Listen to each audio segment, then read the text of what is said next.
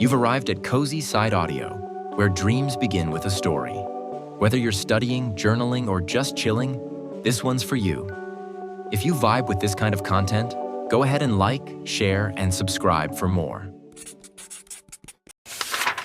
CozySideAudio presents Velocity 0, Chapter 1, The Starting Line. The roar of engines wasn't sound anymore. It was a language. And every turbine whine, every ignition pulse, every metallic growl carried the same meaning: survive. Rin Cade stood on the fractured edge of the launch platform, visor down, gloves flexed tight around the steering rings of their machine, a razor wing craft named Velocity 0. It was midnight over the Ashfall Plains, the ruins of old America stretching like a skeleton to the horizon. A billion floodlights burned against the smoke-heavy night, and the air smelled of ozone and old ash. The Zero Circuit wasn't built for beauty. It was built for spectacle, a world's last addiction. The crowd roared from behind the fortified glass walls above the track, millions more screaming through the feed nets, all hungry for one thing: blood disguised as brilliance. Rin adjusted the pressure seal on their flight suit, heartbeat syncing with the rhythmic pulse of the craft's energy core. Every racer had a story, but only one story mattered: who crossed the line first, or who lived long enough to cross it at all. The announcer's voice cracked over the speakers, mechanical and euphoric. "Welcome, survivors, dreamers, and lunatics to the Zero Circuit." A tidal roar from the crowd, a ripple of thunder down the line of machines. 99 other racers sat in formation, engines snarling, exhaust plumes flaring blue and white against the cracked asphalt. Each machine was a different monster, some sleek and needle-shaped, others armored like tanks, their frames built from scavenged alloys and forgotten tech. Rin's was smaller, faster, deadlier. It had once belonged to their sibling. They glanced down at the small emblem painted near the nose. A silver ring split down the center Kai's mark. It was scratched and faded, barely visible through the burn scars. Rin had left it that way on purpose. That is, a hiss filled the comms. "Cade, you ready for this?" Rin recognized the voice immediately: Ira Voss, the mechanic-turned racer who'd shared a pit hangar with them during qualifying. Older, heavier, always talking. "Ready enough?" Rin said. "You don't look it. You look like you're about to bury someone." "Maybe I am." Ira laughed, then cut the channel. Rin's focus returned to the horizon. The course ahead looked less like a track and more like a war zone. The Ashfall Plains stretched for nearly 200 kilometers, a wasteland of volcanic vents, crumbling overpasses, and sandstorms thick enough to strip metal. Automated drones hovered above each checkpoint, ready to broadcast the carnage to the world. 13 races. One survivor. Yay. That was the promise of the Zero Circuit. Only one racer would finish them all. When the countdown started, the lights across the starting grid dimmed. Rin could feel their pulse sinking with the engine's thrum deep, rhythmic, ancient. The heads-up display flickered to life inside their helmet, overlaying the world with data. Speed thresholds, heat readings, environmental shifts. The voice of the system AI whispered in their ear: "Pilot Rin Cade, sync complete. All systems operational. Estimated survival probability 26%. "Better than last time?" Rin muttered. The AI didn't respond. Ignition. Rin slammed both acceleration rings forward and the world detonated. The craft shot off the line like a bullet through glass, magnetic treads gripping the fractured highway before lifting into hover mode. A flood of light swallowed the horizon fire from 100 engines streaking through the ash-dark sky. The crowd's roar became a single, continuous scream as racers weaved between debris, exchanging laser bursts and shockwaves like it was second nature. The first kilometer was chaos. Rin darted left, narrowly avoiding a collapsing overpass, Concrete dust filled the air. Two racers collided behind them, one spiraling into a plume of molten earth. Rin didn't look back. The Zero Circuit wasn't about glory. It was about staying conscious long enough to see the finish gate. Speed wasn't the hardest part. The hardest part was believing the world wouldn't fall apart before you got there. A voice cut into the shared comm frequency, the announcer, shrill and ecstatic. Racer 73 is out. Racer 49 has exploded across checkpoint 3. And here comes rookie Rin Cade weaving through the fire like they were born in it. The mention caught Rin off guard. They weren't used to hearing their name screamed across the world. They gritted their teeth and focused, adjusting the stabilizers as a heat surge spiked the left thruster. The air shimmered orange. Ash began falling thicker like snow made of glass. Rin's HUD pinged a warning. Seismic activity detected ahead.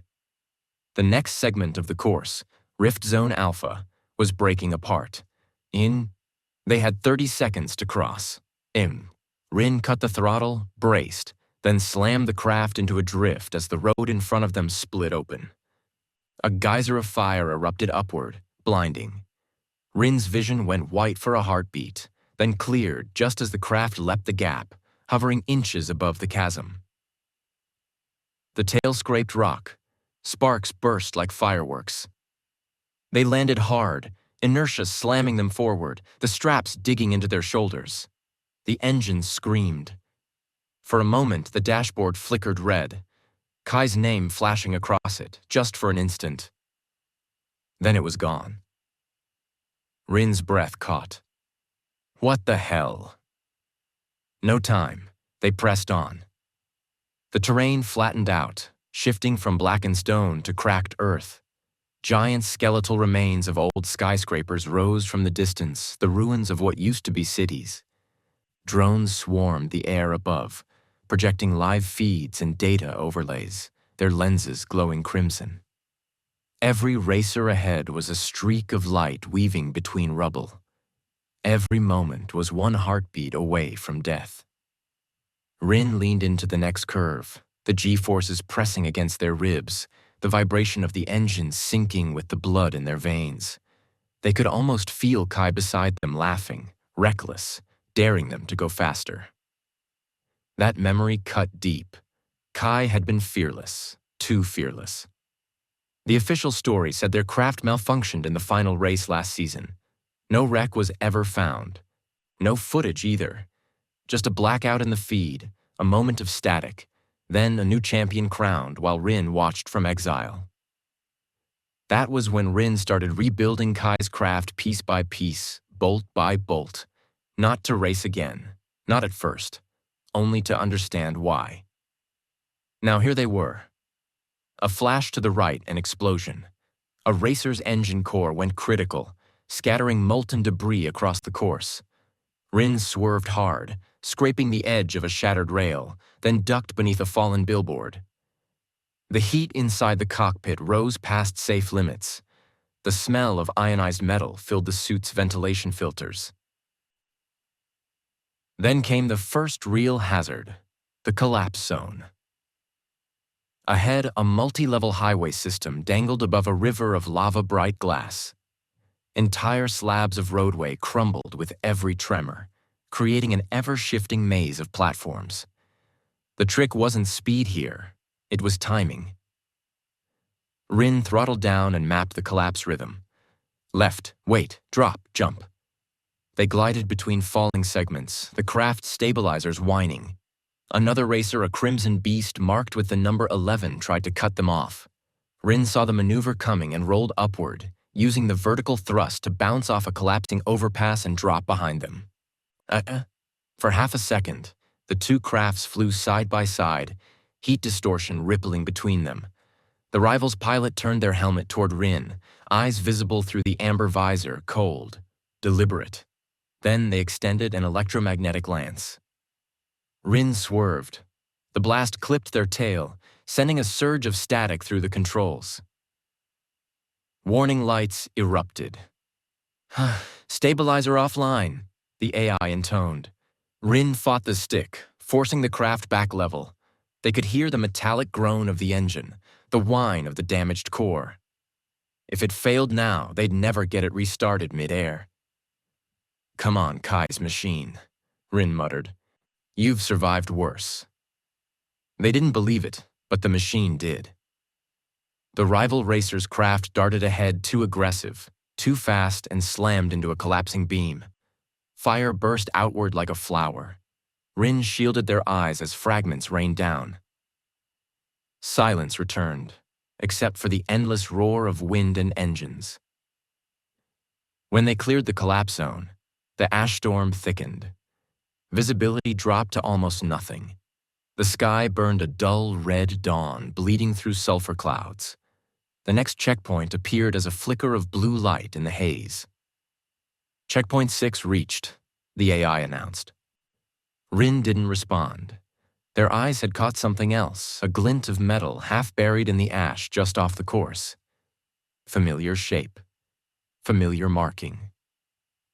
They slowed, risked a glance. A wrecked fuselage, half melted, coated in dust. On the side, almost erased by time, was Kai's silver ring. For an instant, the race disappeared.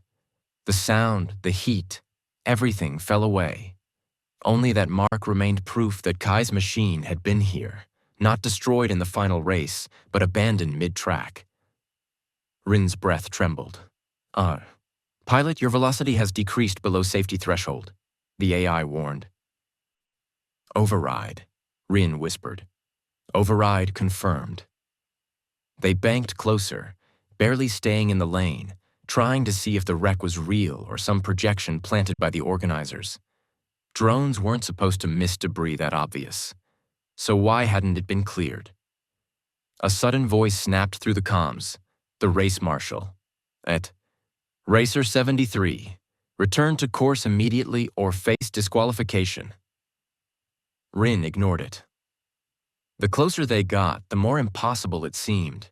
The markings, the burn pattern, it matched the one in Kai's disappearance file. Someone had lied. A shockwave slammed the craft from the left, a warning shot from a drone.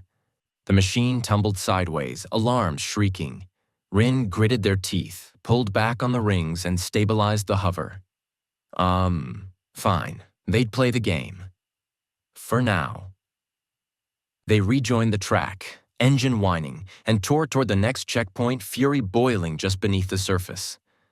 The wreck wasn't supposed to exist. If it did, everything the circuit claimed about Kai's death was false.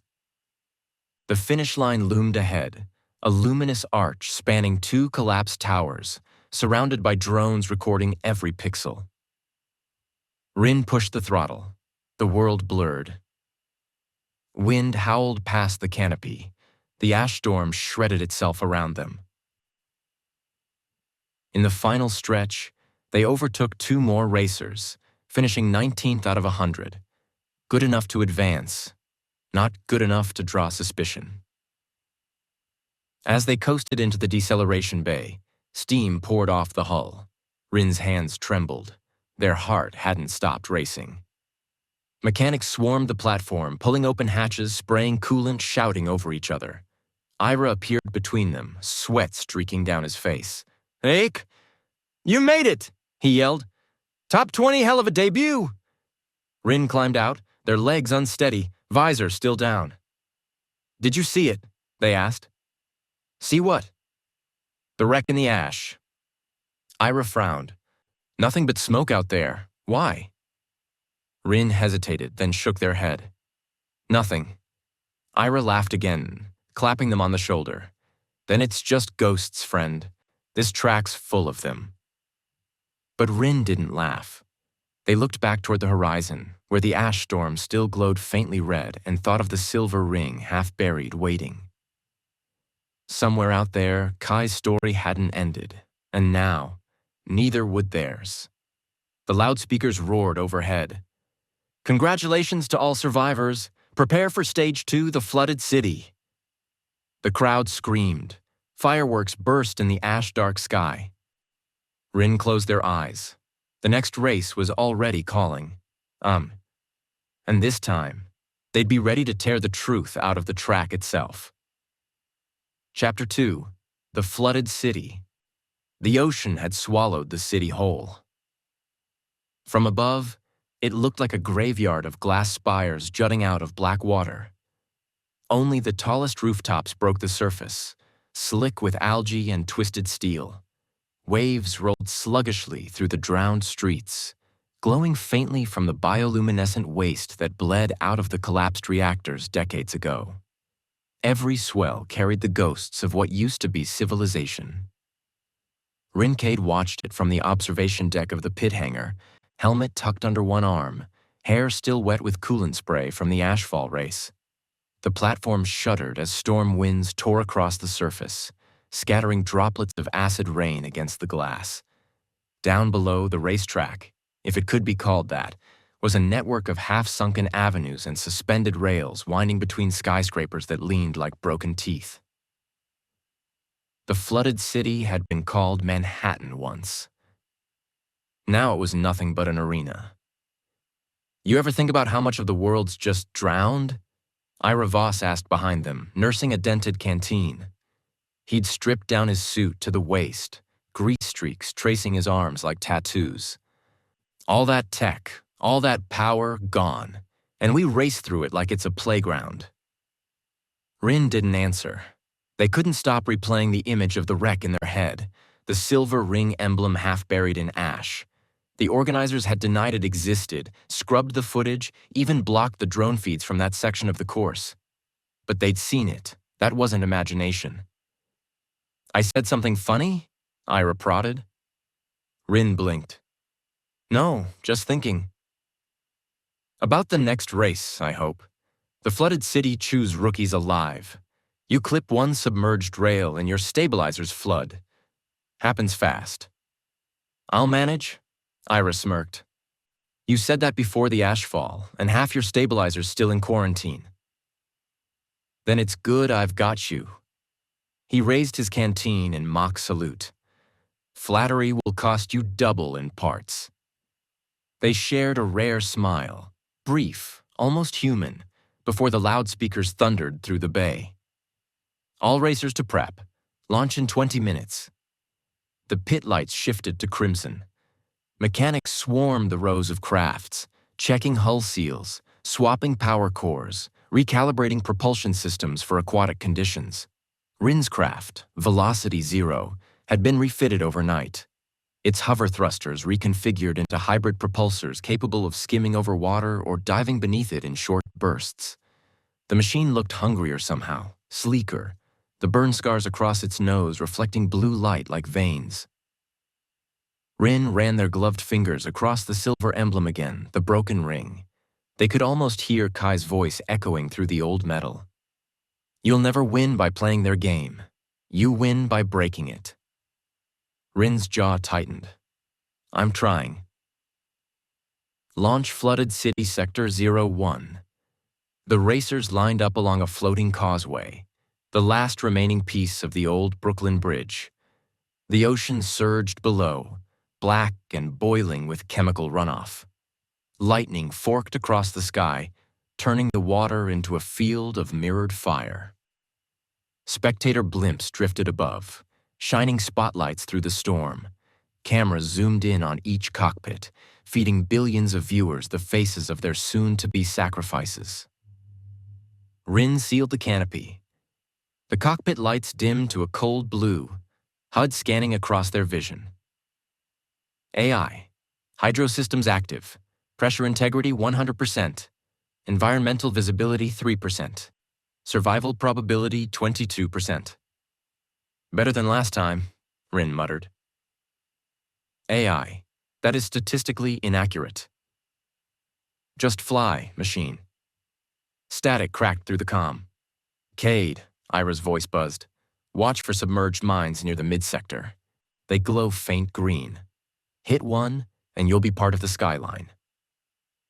Copy. Also, something's weird about the relay network. Feeds are being filtered, like someone doesn't want us seeing full telemetry. Rin's pulse jumped. Filtered how?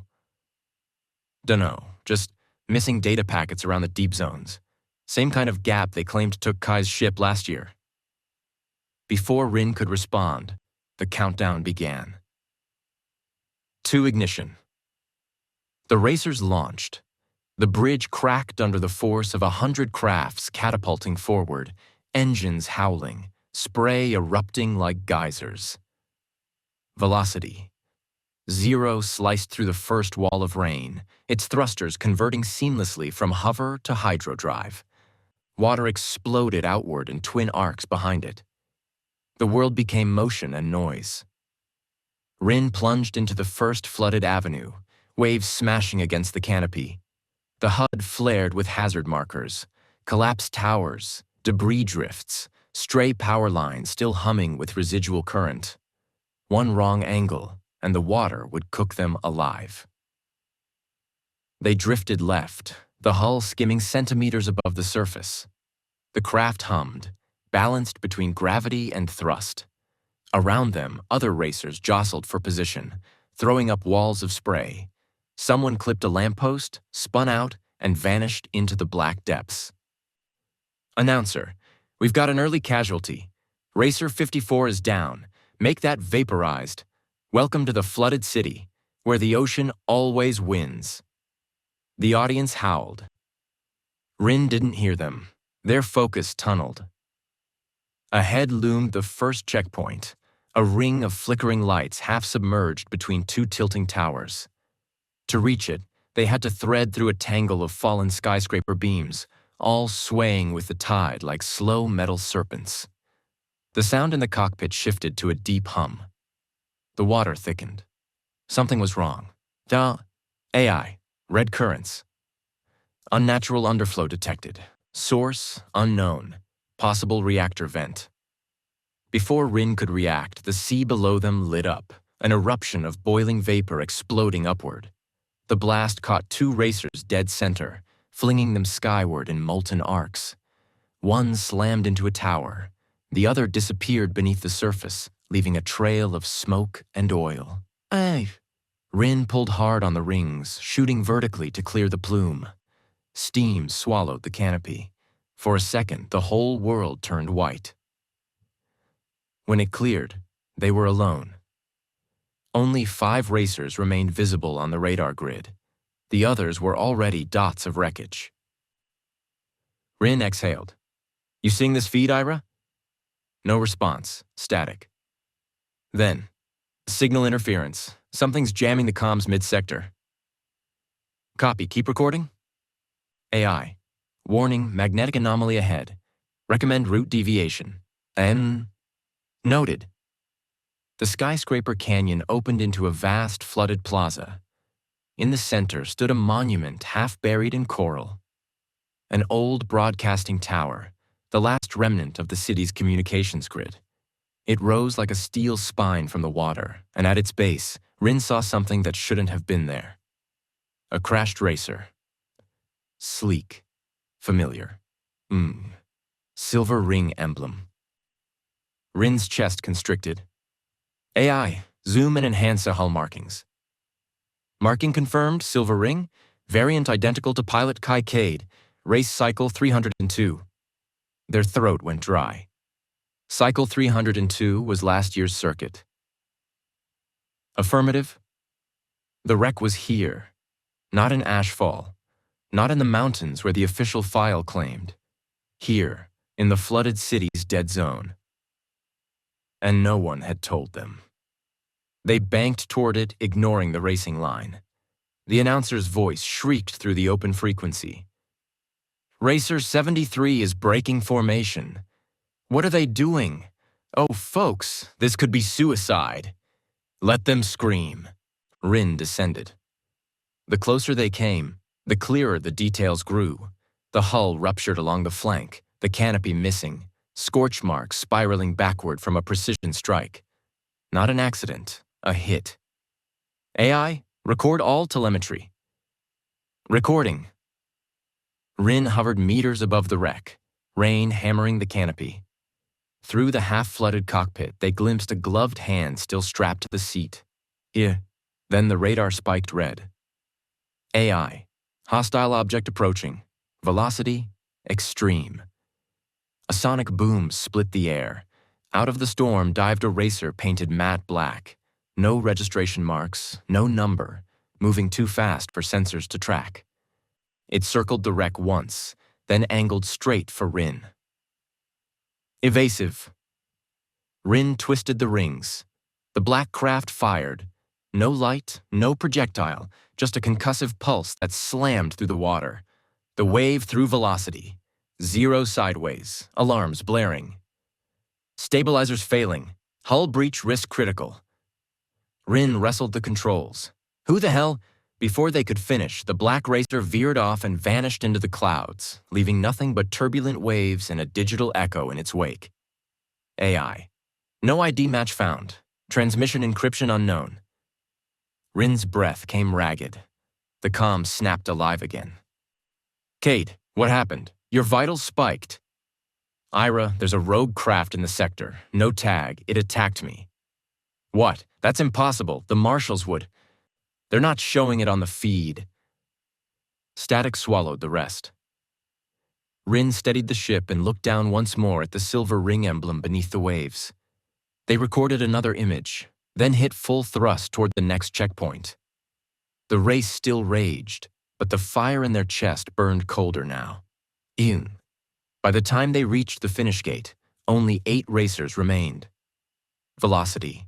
0 crossed third. Niyetits. As the canopy opened to the storm-soaked night, Rin barely felt the victory. The officials swarmed with clipboards and drones, congratulating survivors, scanning hulls for violations. Rin slipped out of the cockpit, ignoring them all, eyes fixed on the horizon where the black racer had vanished. Ira found them minutes later, panting. You all right? You look like you saw a ghost. Rin turned slowly. I did. What are you talking about? They lied about Kai. The crash wasn't in Ashfall. It was here, and someone doesn't want me finding out why. Ira's grin faded. You're sure? I saw the wreck with my own eyes. Then whoever's running the Zero Circuit, they're hiding more than just bodies. Lightning cracked above, illuminating the soaked platform in white fire. The next race banner flickered alive on the megascreen. Stage 3, the frozen highway. The crowd roared. Engines ignited. Rain hissed on metal. Rin stared into the storm, feeling the weight of the secret pressing down like gravity. This wasn't just a race anymore. It was a hunt. Chapter 3. The Black Glass Plains. The transport hauler thundered across the wasteland, its maglift engines whining beneath the weight of 30 racers and their machines.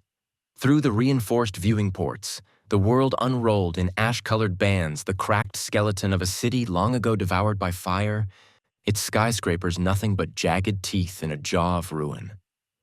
Overhead, the morning sun bled pale light across the horizon, reflecting in the molten rivers that still pulsed deep beneath the crust.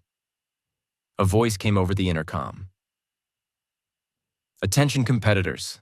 The third track of the Zero Circuit begins in T-minus 15 minutes. Environment. The Black Glass Plains. Expect high heat, magnetic interference, and seismic instability. Weapon systems are restricted for this run.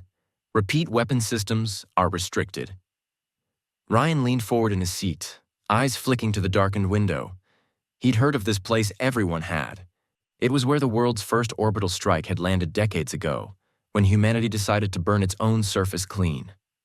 The sand had fused into sheets of glass that stretched for hundreds of kilometers, smooth as mirrors and sharp as razors. The announcer's voice crackled again, static fluttering with interference. Top finishers will advance to the mid-tier qualifiers. Bottom 10 will be cut from the circuit. That meant death. Cut wasn't a euphemism. The race didn't allow disqualifications. The terrain decided who made it. Ryan adjusted the gloves on his hands, the ones his brother used to wear black polymer mesh worn thin at the fingertips. He glanced across the hauler bay. The other racers were already prepping, each with their own ritual. Kura, the neon-haired drifter from New Tokyo, was wiring a new stabilizer into her hoverbike. Tarek, the desert bruiser, sat perfectly still, eyes closed, whispering to himself. And then there was Silas Vale, the reigning champion, watching everything with the cool detachment of a wolf. Ryan didn't look at him long.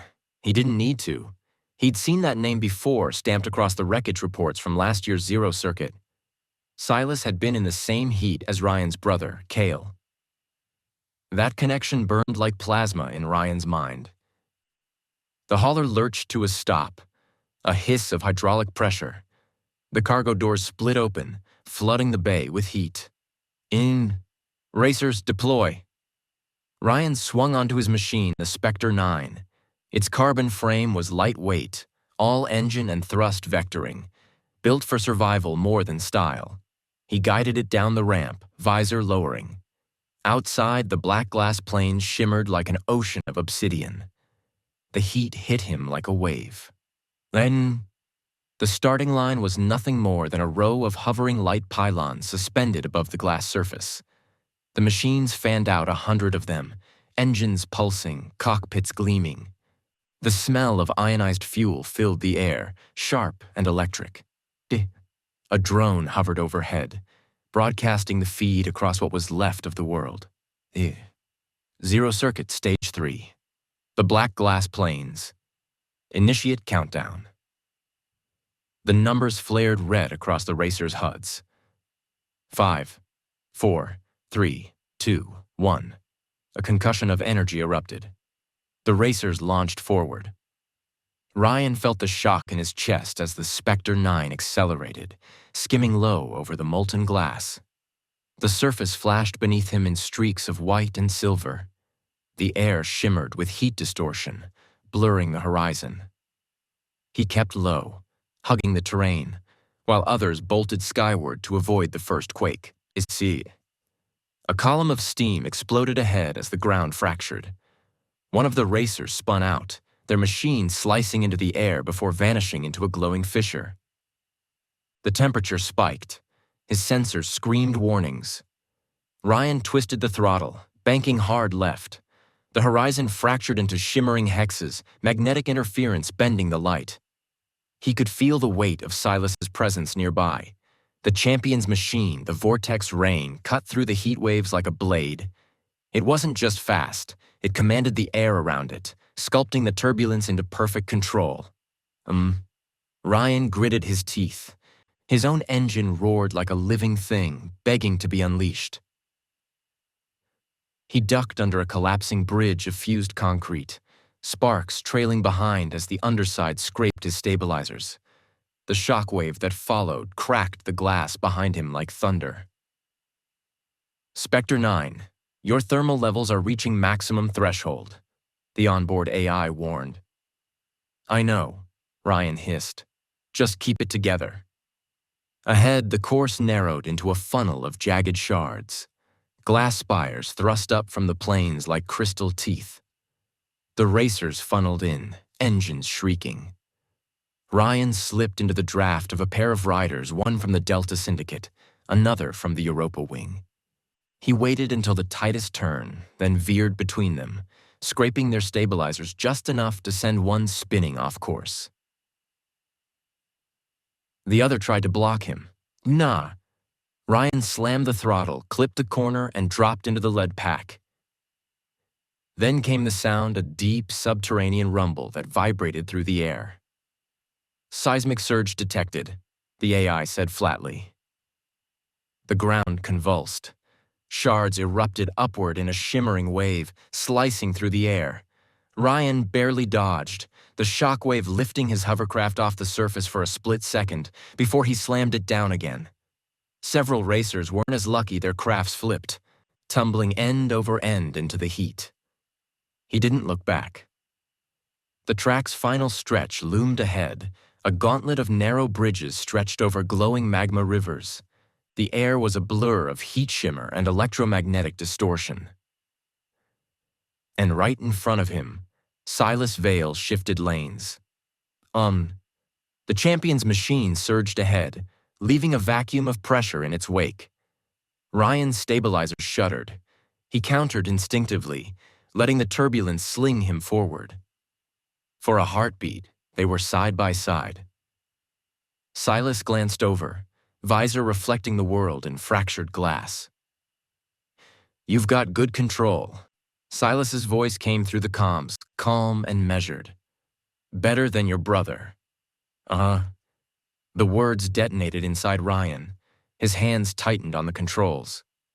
"Say that again," he growled. Silas didn't. He just veered off toward the center bridge, the most unstable route. The one Cale had supposedly taken before his machine vanished in last year's race. Ryan followed.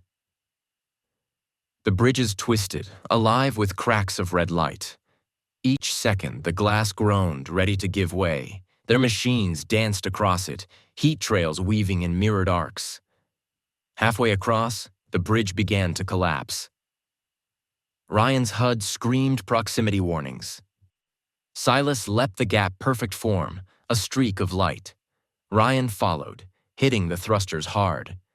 The air screamed. His machine cleared the falling glass by inches, landing in a shockwave of molten dust. He crossed the finish line seconds after Silas. The race ended in a roar of static and applause. Ryan slowed the Spectre 9 to a hover, his chest heaving.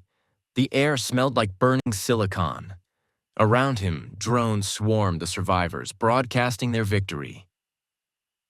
Silas's voice came through the comms again, quieter this time. "You're chasing a ghost, Ryan. Let it go before it kills you too." Ryan stared at the horizon, the vast black expanse fading to silver as the sun dipped lower. His brother's name burned brighter than ever in his mind. And he couldn't let it go. Not until he knew what really happened out here. The heat shimmered around the wreckage, and far beyond the dunes, the next course awaited a drowned city beneath shifting waves. The Zero Circuit was far from over, and Ryan was just getting started. Chapter 4: Submerge Protocol. The ocean had taken the city centuries ago. Now only the tallest skyscrapers reached above the surface, their corroded spires jutting through the waves like the ribs of a dead colossus. The rest lay beneath a shroud of greenish light and drifting sediment, a graveyard of glass and steel swallowed whole by the tides. The transport barge shuddered as it cut across the water, engines whining against the chop. Storm clouds loomed overhead, bruised and heavy, flickering with lightning that spidered through the haze. The racers stood along the deck, their machines tethered to magnetic clamps as the crew worked around them. The smell of brine, ozone, and scorched metal filled the air. Stage 4 of the Zero Circuit. Submerge Protocol. Ryan adjusted the seals on his flight suit, his visor flickering with system readouts. The Spectre 9 had taken damage on the black glass plane's hairline fractures in the forward stabilizer and a burned-out left thruster coil. The maintenance crew had done what they could, but it still handled differently now, heavier in turns. He liked it that way. It felt scarred alive. Around him, the other racers prepared in silence. The survivors of the planes were fewer now, 67 left out of the original 100. The rest were gone, burned into glass or swallowed by fault lines. Ryan's eyes drifted to Silas Vale. The champion was leaning against the railing, staring out at the ruins that pierced the horizon like a forest of steel. Rain streaked across his armor, beating on the matte black plating. He moved with the same detached calm as always, but there was a tension in his posture now, something that hadn't been there before the last race. Ryan still heard his words from the planes echoing in his head.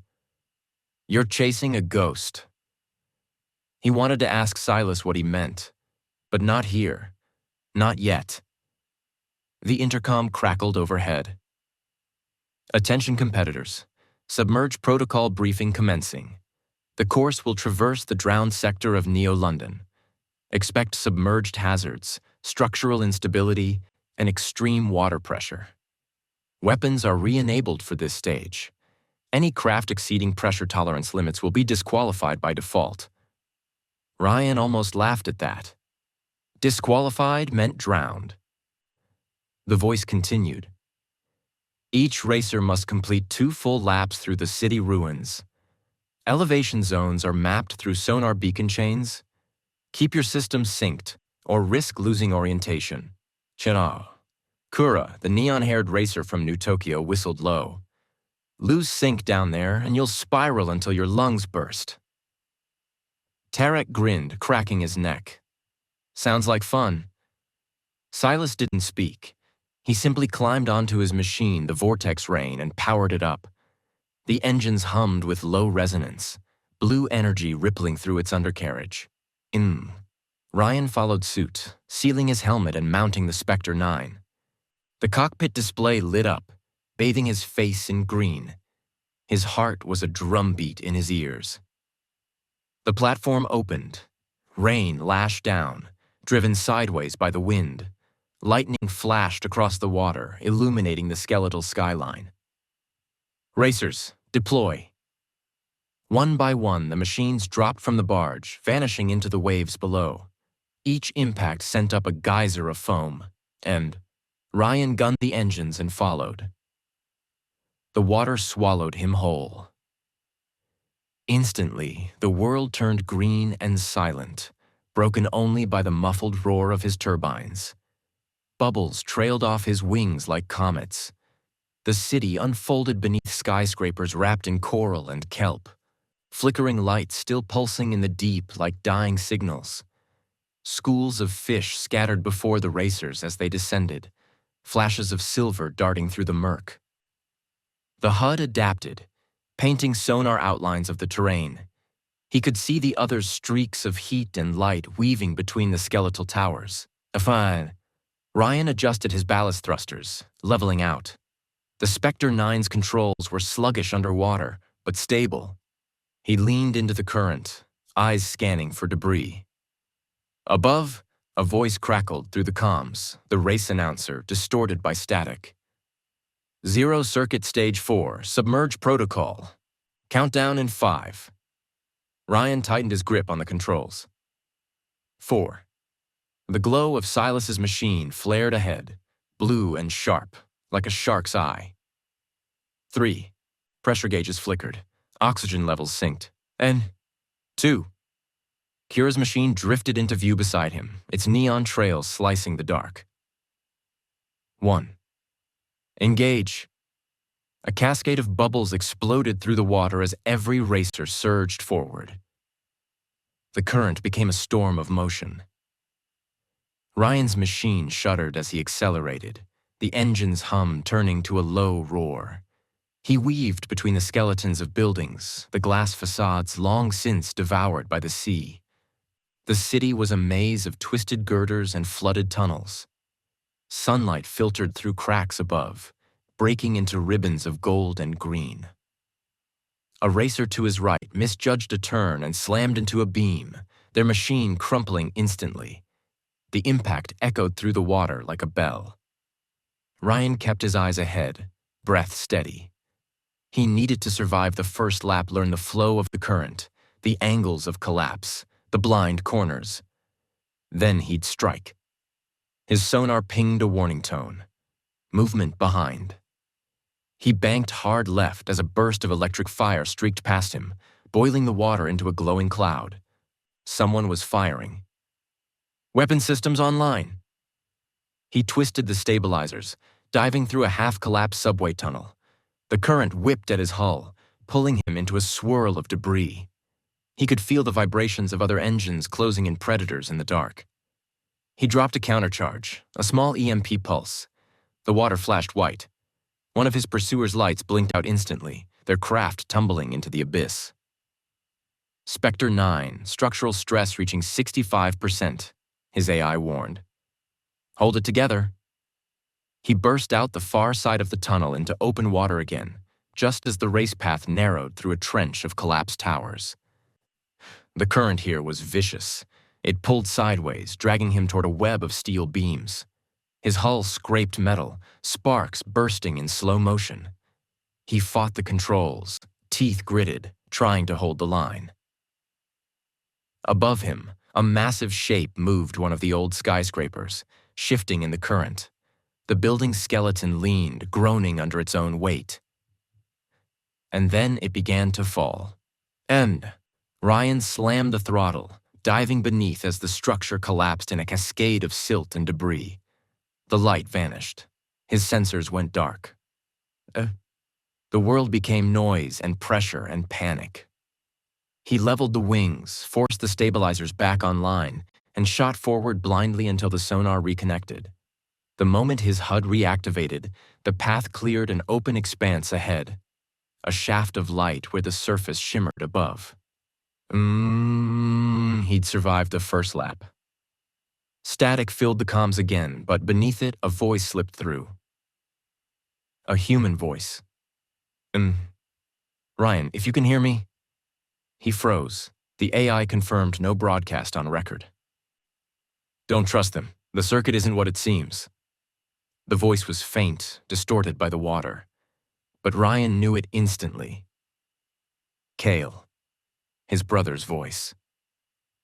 Repeat that, Ryan said sharply, heart hammering. Cale, where are you? No response, only static. Then Silas's voice cut in, crisp, deliberate. Lose comms down here, you lose your mind, stay focused. Ryan's breathing quickened. He didn't know what was real anymore, but the voice had been there. He'd heard it. He angled the Spectre 9 upward, through the flickering wreckage and ghost lights of the city's second layer. The others were still racing, the pressure rising as they descended for the second lap. Ryan dove back down, the world squeezing around him, his thoughts spiraling with the sound of his brother's voice. The city's ruins shifted ahead, forming a labyrinth of broken transit tunnels and half-collapsed domes. This time, Ryan didn't play cautious. He went for the kill. He sliced through the current, overtaking Kura, then Tarek, their machine spinning in his wake. The water churned into a vortex of light. He could see Silas again, a distant shimmer ahead, cutting clean lines through the dark. Ryan triggered his afterburners. The Spectre 9 howled through the deep, tearing a path of bubbles and light, until the water itself seemed to scream. The sensors flared, temperature climbing, pressure warnings screamed. He didn't care. Silas was within reach. The two machines burst side by side through the final stretch, a cathedral of glass and steel glowing faintly with bioluminescence. Their turbines lit the ruins like lightning. For a moment, time slowed, just two silhouettes racing through the bones of a lost world. Yeah. Then Silas cut power. Ryan overshot, skimming past as Silas drifted behind. He expected an attack, a collision, something, but Silas simply watched him go, voice quiet over the comms. You're hearing ghosts again, aren't you? Ryan's heart stopped. How do you? Because I did too. Static. Then silence. Ryan crossed the finish point seconds later, first place. But there was no triumph in it, only a hollow echo. He surfaced, gasping, the city's shattered skyline gleaming through the rain. Whatever the circuit was hiding, it was deeper than the ocean itself. And Cale's voice hadn't been an illusion. He was sure of it now. Chapter 5. The Rift Storm. The desert stretched forever. It wasn't the kind of sand you could stand on. It was fractured, scorched glass, the remains of an ancient city melted by firestorms long before Ryan was born. The wind screamed across the wasteland, carrying shards that glittered like knives beneath a bruised violet sky. Lightning flickered constantly inside the roiling clouds above, but no rain ever fell. Just static, heat, and memory. The Zero Circuit had brought them here for Stage 5, the Rift Storm. Half a dozen drones hovered over the staging platform, projecting the course lines in hard blue light. an aerial labyrinth of craters, sinkholes, and shattered ridges. The track looped through the edge of an atmospheric anomaly, a permanent electrical storm that split the land like a scar. The racers would have to cross it twice, once in each direction. Ryan stood beside the Spectre 9, visor down, listening to the low hum of his machine's capacitors charging. The crew had done a full rebuild after the underwater stage. New thrusters, new hull plating, rebalanced aerodynamics for high-speed drift. He could feel the difference already. The Spectre 9 had come alive again. And so had something inside him. He hadn't told anyone what he heard down there, but it had changed him. Cale's voice, his brother's voice, wasn't something he could just dismiss. Silas knew it, somehow. And that made Ryan's blood run cold. He spotted Silas on the far end of the platform, leaning against his jet-black vortex rain. Even from a distance, the champion's presence radiated calm precision. The kind of man who always seemed one step ahead of everyone else. Ryan walked over. The wind whipped at his jacket, carrying the sting of sand. "You said you heard ghosts too," he said. Silas didn't look up. "You should have let that go." "I'm not letting it go. What did you mean?" Finally, Silas met his gaze. His eyes were hard as the storm beyond. "You think the circuit is about racing?" Ryan didn't answer. Silas gestured toward the horizon, where lightning danced along the clouds like veins. "This isn't a sport, it's a sieve. They want to see who breaks and who keeps driving. The ones who don't, they don't disappear, they stay." "What are you talking about?" "The voices, the projections, the dead racers, they're not gone." Silas's tone was flat, but something haunted his words. "They're still in the system." Ryan's pulse pounded. "You're saying Cale could still be alive?" Silas shook his head slowly. "Alive? No, but his data could be. The Zero Circuit's been recording neural telemetry from every racer since the first year. They say it's for reaction analysis, but they're building something down there, something that learns from us." Before Ryan could respond, the loudspeakers crackled to life. "All racers to deployment pods. Stage 5 begins in 90 seconds. The two men locked eyes for a heartbeat longer, the wind shrieking around them. Then Silas turned away. Ryan clenched his fists and followed him toward the launch deck. His mind raced faster than his machine ever could. Neural telemetry. Data ghosts. Was that what he'd heard in the depths? Cale's consciousness trapped in some digital echo? Or was it something worse? The platform rumbled as the launch chambers sealed around each machine. A mechanical voice counted down the pre-launch sequence. The light inside Ryan's pod shifted from red to amber to blue. "Spectre 9 systems online," his onboard AI reported. "Environmental variables, temperature 42 degrees Celsius, surface instability critical, electromagnetic interference high. Caution, lightning fields unpredictable." Good, Ryan muttered. "Let's give them a show." The pod launched. For an instant, he was weightless. Then the world slammed into motion. The Spectre 9 burst from the drop bay and hit the glass desert at 400 kilometers per hour, engines shrieking against the wind. All around him, the other racers emerged in streaks of color and sound, kicking up clouds of molten dust that glowed like fireflies. The HUD painted the course ahead, a twisting ribbon of blue markers that led straight into the storm wall.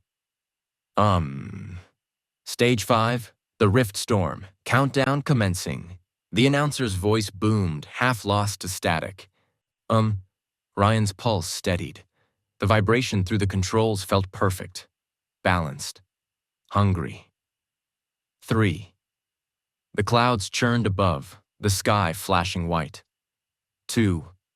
He could see the storm's edge, like a waterfall of lightning falling sideways. 1. Engage. The racers exploded forward. Wind screamed past Ryan's helmet, his vision blurred from the speed. He leaned into the throttle, skimming just inches above the glassy terrain. The ground reflected the stormlight, turning everything into a shifting mirage of heat and color. Kura's machine darted ahead on the right, her plasma fins carving arcs of pink through the haze. Behind her, Tarek's heavy engine belched smoke, kicking debris into the air. Ryan threaded between them, the Spectre 9 slicing the turbulence like a scalpel. Every sense sharpened to razor focus. The tremor of traction loss, the hum of capacitors, the faint hiss before a lightning strike. The first bolt hit 20 meters ahead. The shockwave blasted a crater of molten glass, sending a wall of air rolling toward him. Ryan swerved, gliding along the edge, turbines howling. The heat warped the horizon, bending the sky into a molten blur. Another bolt tore through the clouds, splitting a ridge in half. 2 racers behind him vanished in a flash of white. Seismic instability increasing, the AI warned. Recommend reroute. No reroutes, Ryan said. Hold the line. He punched through the storm wall. The world vanished into chaos. Electric arcs wrapped around the cockpit like glowing serpents. The sensors overloaded, painting static across the HUD. The air was alive and furious. The Spectre 9's armor shimmered with ionized charge. Inside the storm, the track dissolved. It was all instinct now. Shapes flickered in the flashes. Other racers, or maybe just after images.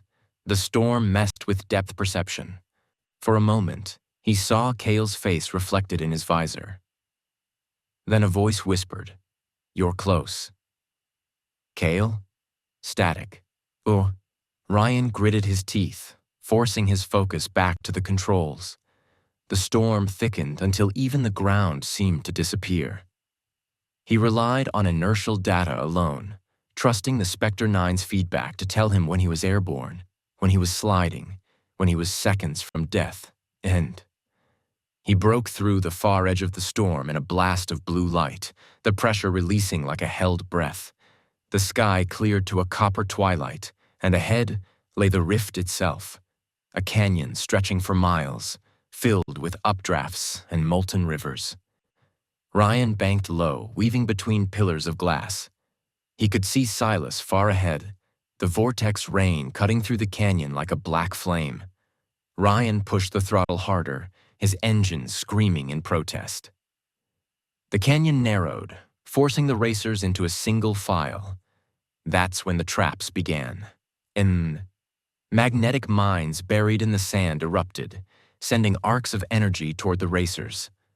One hit a nearby craft, ripping it apart mid-air. The wreckage rained down in molten pieces. Ryan rolled through the debris, sensors flashing red. EMP incoming. He triggered the counter field just in time. The explosion behind him turned the world white. When his vision cleared, Silas was gone. Then the radar pinged, upward. Ryan looked up and saw him above the canyon, climbing straight into the storm. "What are you doing?" Ryan muttered. The comms flickered. Silas's voice came through, faint but deliberate. "If you want answers, follow me." Ryan's grip tightened. He pulled the nose up and launched into the storm's heart. Lightning wrapped around them both, painting their silhouettes against the sky like dueling gods. The wind screamed, tearing at the hull. The air burned metallic in Ryan's throat. Silas's machine was just ahead, diving and rolling through the chaos like it was part of him. Every move was perfect, impossibly precise. Ryan stayed close, his own craft shaking under the strain. Then the world fell away. They burst through the top of the storm into sudden stillness, a vast plateau of black glass under a violet sky. The sound was gone. The storm's roar muted to a distant hum below. Silas slowed, turning his machine until it hovered a few meters away. "Do you see it?" he asked. Ryan frowned. See what? Silas pointed toward the horizon. There, hovering above the ground, was a lattice of light, massive, intricate, pulsing with geometric precision. It wasn't natural. It was code, projected in physical space like a hologram made real. That's the core, Silas said. The circuit's mind. Every race you run feeds it. Every crash, every neural scan, every scream. Ryan's chest tightened. Kale. He's in there, Silas said, and so are the rest. That's where the ghosts come from. A gust of wind tore through the silence, carrying the faint sound of static whispers, voices overlapping, thousands of them calling from nowhere. Why show me this? Ryan demanded. Because the only way to find your brother is to win, Silas said. Get to the end, get to the core, and maybe, just maybe, you can tear it apart. Lightning flared again, painting Silas's face white. Then the storm closed around them once more. Ryan didn't see him after that. He crossed the finish line alone, the storm howling behind him, the ground shattering beneath his wake. When the system shut down and the race ended, he just sat there in the cockpit, listening to the wind and the echoes of Kale's voice in his head. Win the circuit. Find the truth. And for the first time since entering the race, Ryan realized he wasn't driving for vengeance anymore. He was driving to bring his brother home. Even if it meant burning the world that made the circuit possible. Chapter 6. Ash and Chrome. The desert burned like an open wound. That morning, the racers gathered in the basin known only as the Burnt Sea, a salt flat the size of a small country, shimmering under a sky bruised by heat. Mirage waves rolled off the cracked earth, bending the horizon into strange, fluid shapes. Out there, the air itself seemed alive, breathing, writhing, whispering through the scorched ribs of long-dead ships that had once carried oil, now fossilized in rust. Sats.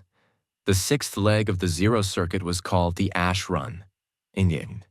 It was simple, or so the organizers claimed. Cross the burnt sea before the sun collapsed your engine, your mind, or your lungs. The checkpoints were few, the hazards endless. Buried mines left from the old wars still lay dormant beneath the surface. Magnetic storms would spark without warning, twisting metal and shredding internal systems. It wasn't a race for glory. It was a race to see who could hold on to their sanity longest. Cade's visor dimmed automatically as the light reached a pitch of intensity that painted the world white. He could feel the heat bleeding through the suit, not just from the outside, but from within. His body engine throttled to match the racing system's demand. The Vortex 9R whined beneath him like a starving animal, its turbines gulping air that tasted like fire. He looked to his right.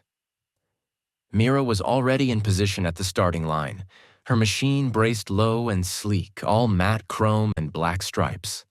She gave him a single glance through her mirrored visor, a flicker of something unreadable passing between them. Not friendship, not yet, but trust, maybe the kind born from surviving too many deaths side by side. The announcer's voice crackled across the static-riddled sky. Zero Circuit, Leg 6, Ash Run, 80 racers remain. Visibility, minimal, surface temp, 174. Winds, variable. Last chance to back out. No one did. The countdown began, red lights pulsing across the cracked field. The turbine screamed. 2. The ground trembled. 1. Go. They shot forward, engines roaring like the end of the world. The salt flat blurred beneath them, pure motion, the illusion of water rippling where none existed. Cade leaned into the acceleration, feeling the G-force pull his vision to the edges. The vortex screamed through the white, its frame rattling as the surface shattered beneath its speed. Mira cut close, her exhaust fire splitting the mirage line ahead. All around them, the racers vanished into the heat. Some went too far right and hit mines, explosions blooming in the distance like white suns. Others slowed to avoid the shimmering sinkholes, heat warps that twisted space itself. Then, Cade didn't slow. He focused on the far end of the desert, a thin blur of black spires that rose like jagged teeth. The remnants of an old city. He knew that was where the track would twist next, where the organizers would hide the true challenge. The first wave of magnetic distortion hit like a thunderclap. The air pulsed, a violet shimmer that distorted the instruments. His HUD went blank for 3 seconds. Mira's bike veered close, systems blinking red. Sparks spat from her rear turbine, and for a moment her entire chassis twisted unnaturally caught in the electromagnetic field. "Cade!" Her voice flickered through the comms. "I've got you." He throttled down, cut close, and hit the stabilizer pulse from his side rig. The field broke just in time, Mira's bike regaining balance as the distortion passed. They didn't speak again. They didn't need to. By the next checkpoint, only 53 racers remained. The organizers silent as gods dropped the next obstacle without warning. A vertical storm. The air itself caught fire. Lightning ripped through the sky in sheets, the color of molten glass. Wind howled from every direction, carrying shards of sand sharp enough to score metal. Cade fought the handlebars, leaning into the gale as visibility collapsed to zero. The sound of thunder drowned out everything, even the roar of his own engine. Then he saw it. Through the storm, barely visible, a shadow moved across the horizon, a massive crawler, one of the old oil harvesters from before the fall. Someone had reactivated it. Its 8 mechanical legs dug into the earth as it trudged across the salt plain, spraying dust into a towering cloud. And there, racing beneath its belly like an insect, was the crimson blur of Zaya. The reigning champion. The one rumored to have killed his brother. Cade's pulse surged. He pushed harder. The storm clawed at him, battering the vortex until his system screamed in protest. He ducked low and cut under a lightning arc that split open the ground, molten salt spraying in every direction. Mira's voice cracked through the static again. "Cade, don't, she's baiting you." But he was already closing in. He could see her emblem now, the twin zero rings painted on the back of her machine. The ghost of Apex City. That's what they called her. The racer who never flinched, never missed a turn, and left only wreckage in her wake.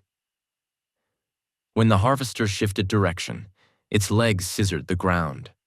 Cade swerved between 2 of them, a blur of metal and dust, and locked onto her path. The heat was unbearable. His lungs felt like they were breathing flame. But in that moment, the pain didn't matter. The only thing that existed was the chase. He closed the distance 10 meters, 5. Then she did something impossible. She braked. At full speed.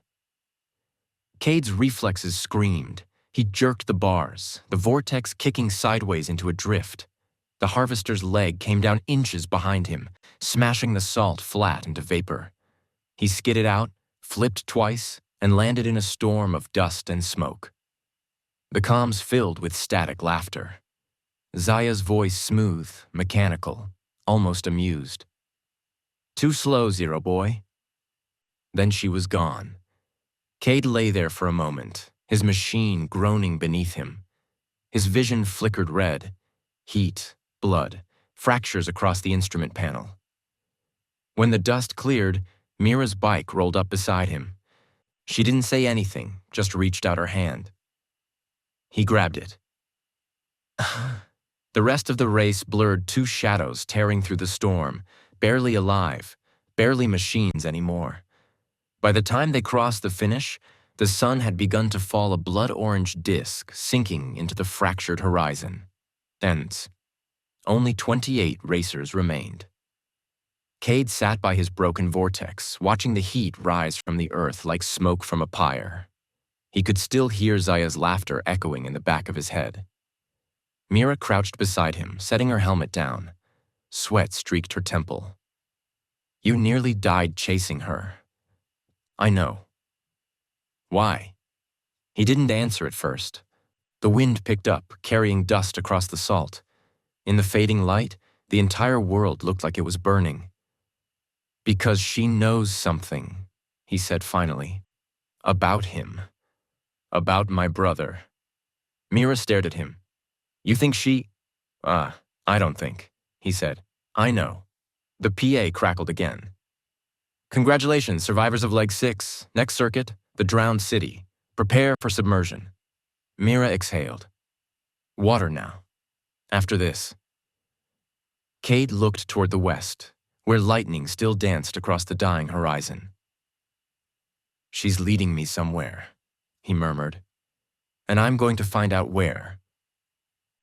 Behind them, the burnt sea whispered in the dark, the ghosts of metal and salt rising into the air like smoke from a forgotten world. The race wasn't over.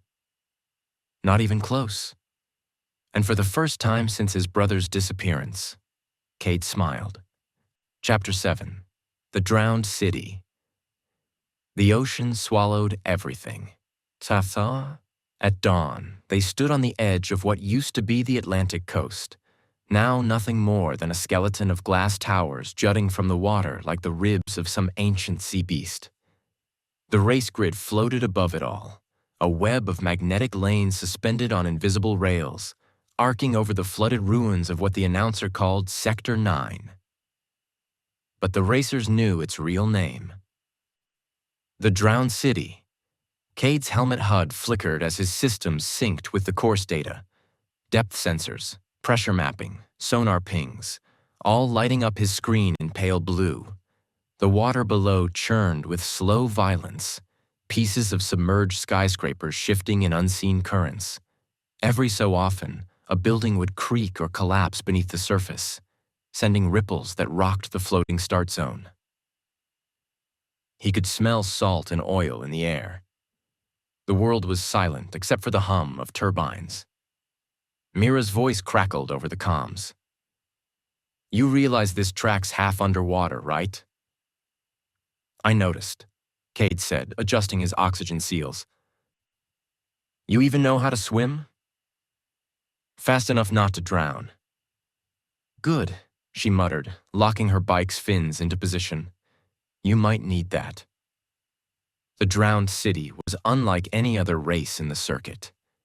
Every racer had to outfit their vehicles with amphibious modules, a mix of jet thrusters and hydrodynamic rotors. The problem was, not all systems were built equal. When the race plunged beneath the surface, engines overheated, oxygen feeds failed, and half the field would vanish in seconds. Rumor said the bottom of Sector 9 was a graveyard of wrecks. And maybe people too. Cade stared out toward the horizon, where the morning sun cut a molten path across the waves. For a moment, he thought of his brother again. Eli, the one who'd vanished in last year's circuit. The one Zaya had laughed about. He still didn't know if she'd killed him or if he'd just disappeared. But something deep inside him refused to believe Eli was gone without reason.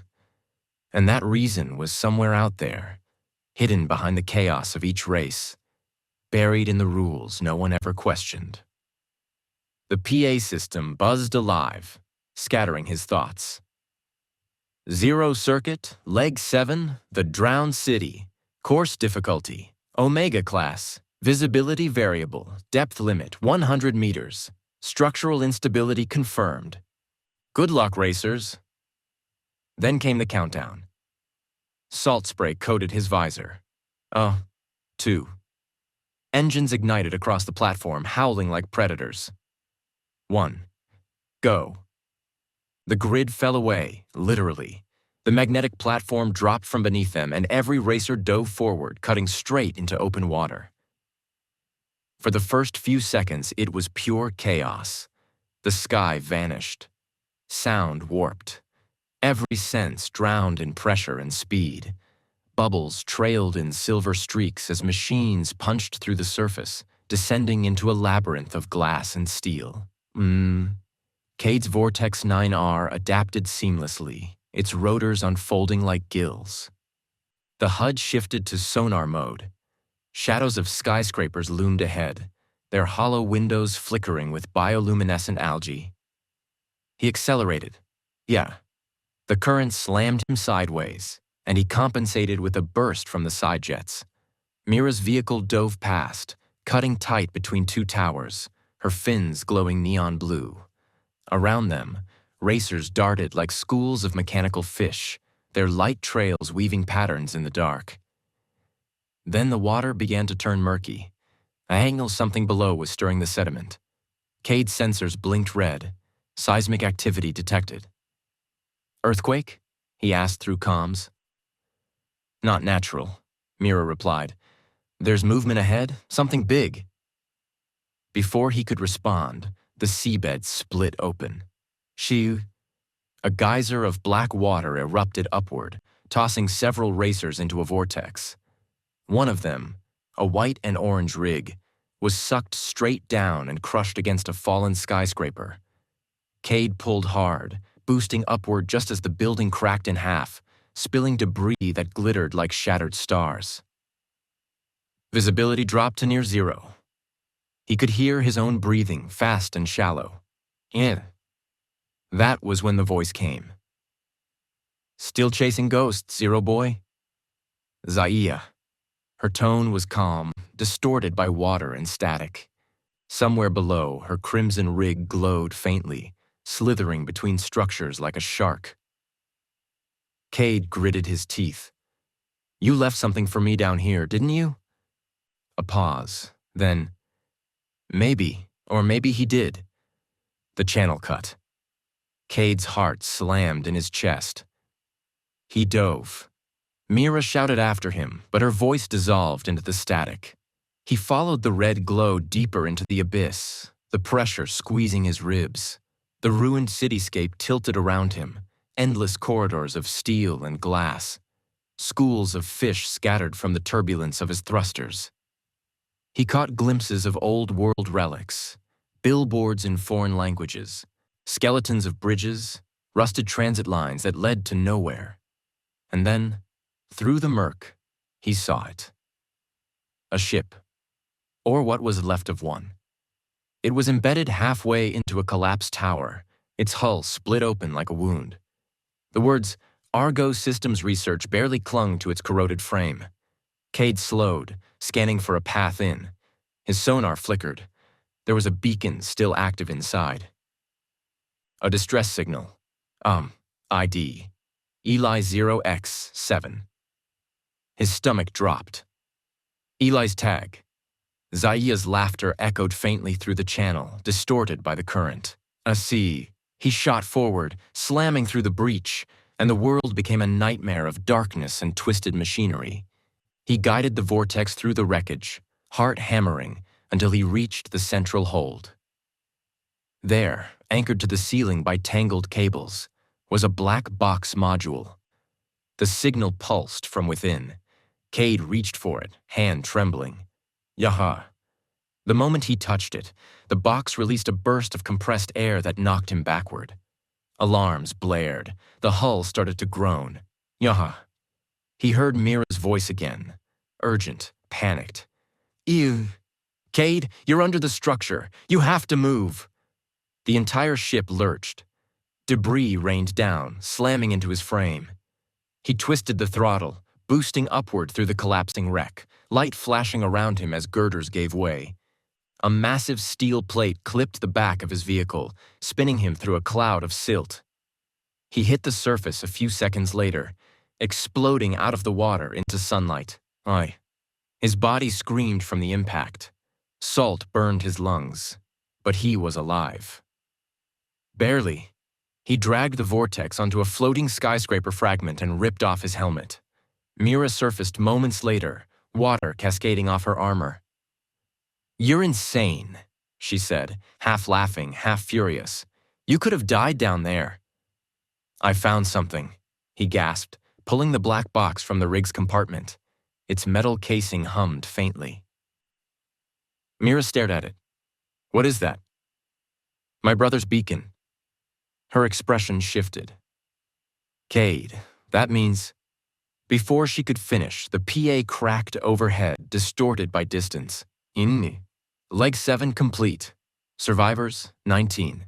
Prepare for extraction and recalibration. Leg 8. The Glass Canyon dot estimated start time, 0900. The drones above them began lowering retrieval cables, their spotlights cutting through mist and foam. Cade looked back toward the water. The drowned city was already sinking into shadow again, the sun sliding down its surface like liquid gold. Ugh, Zaya was still out there somewhere, watching. And now she knew he'd found the first piece of the truth. He clenched the beacon in his fist. "Next race, she talks." Mira tilted her head. "And if she doesn't?"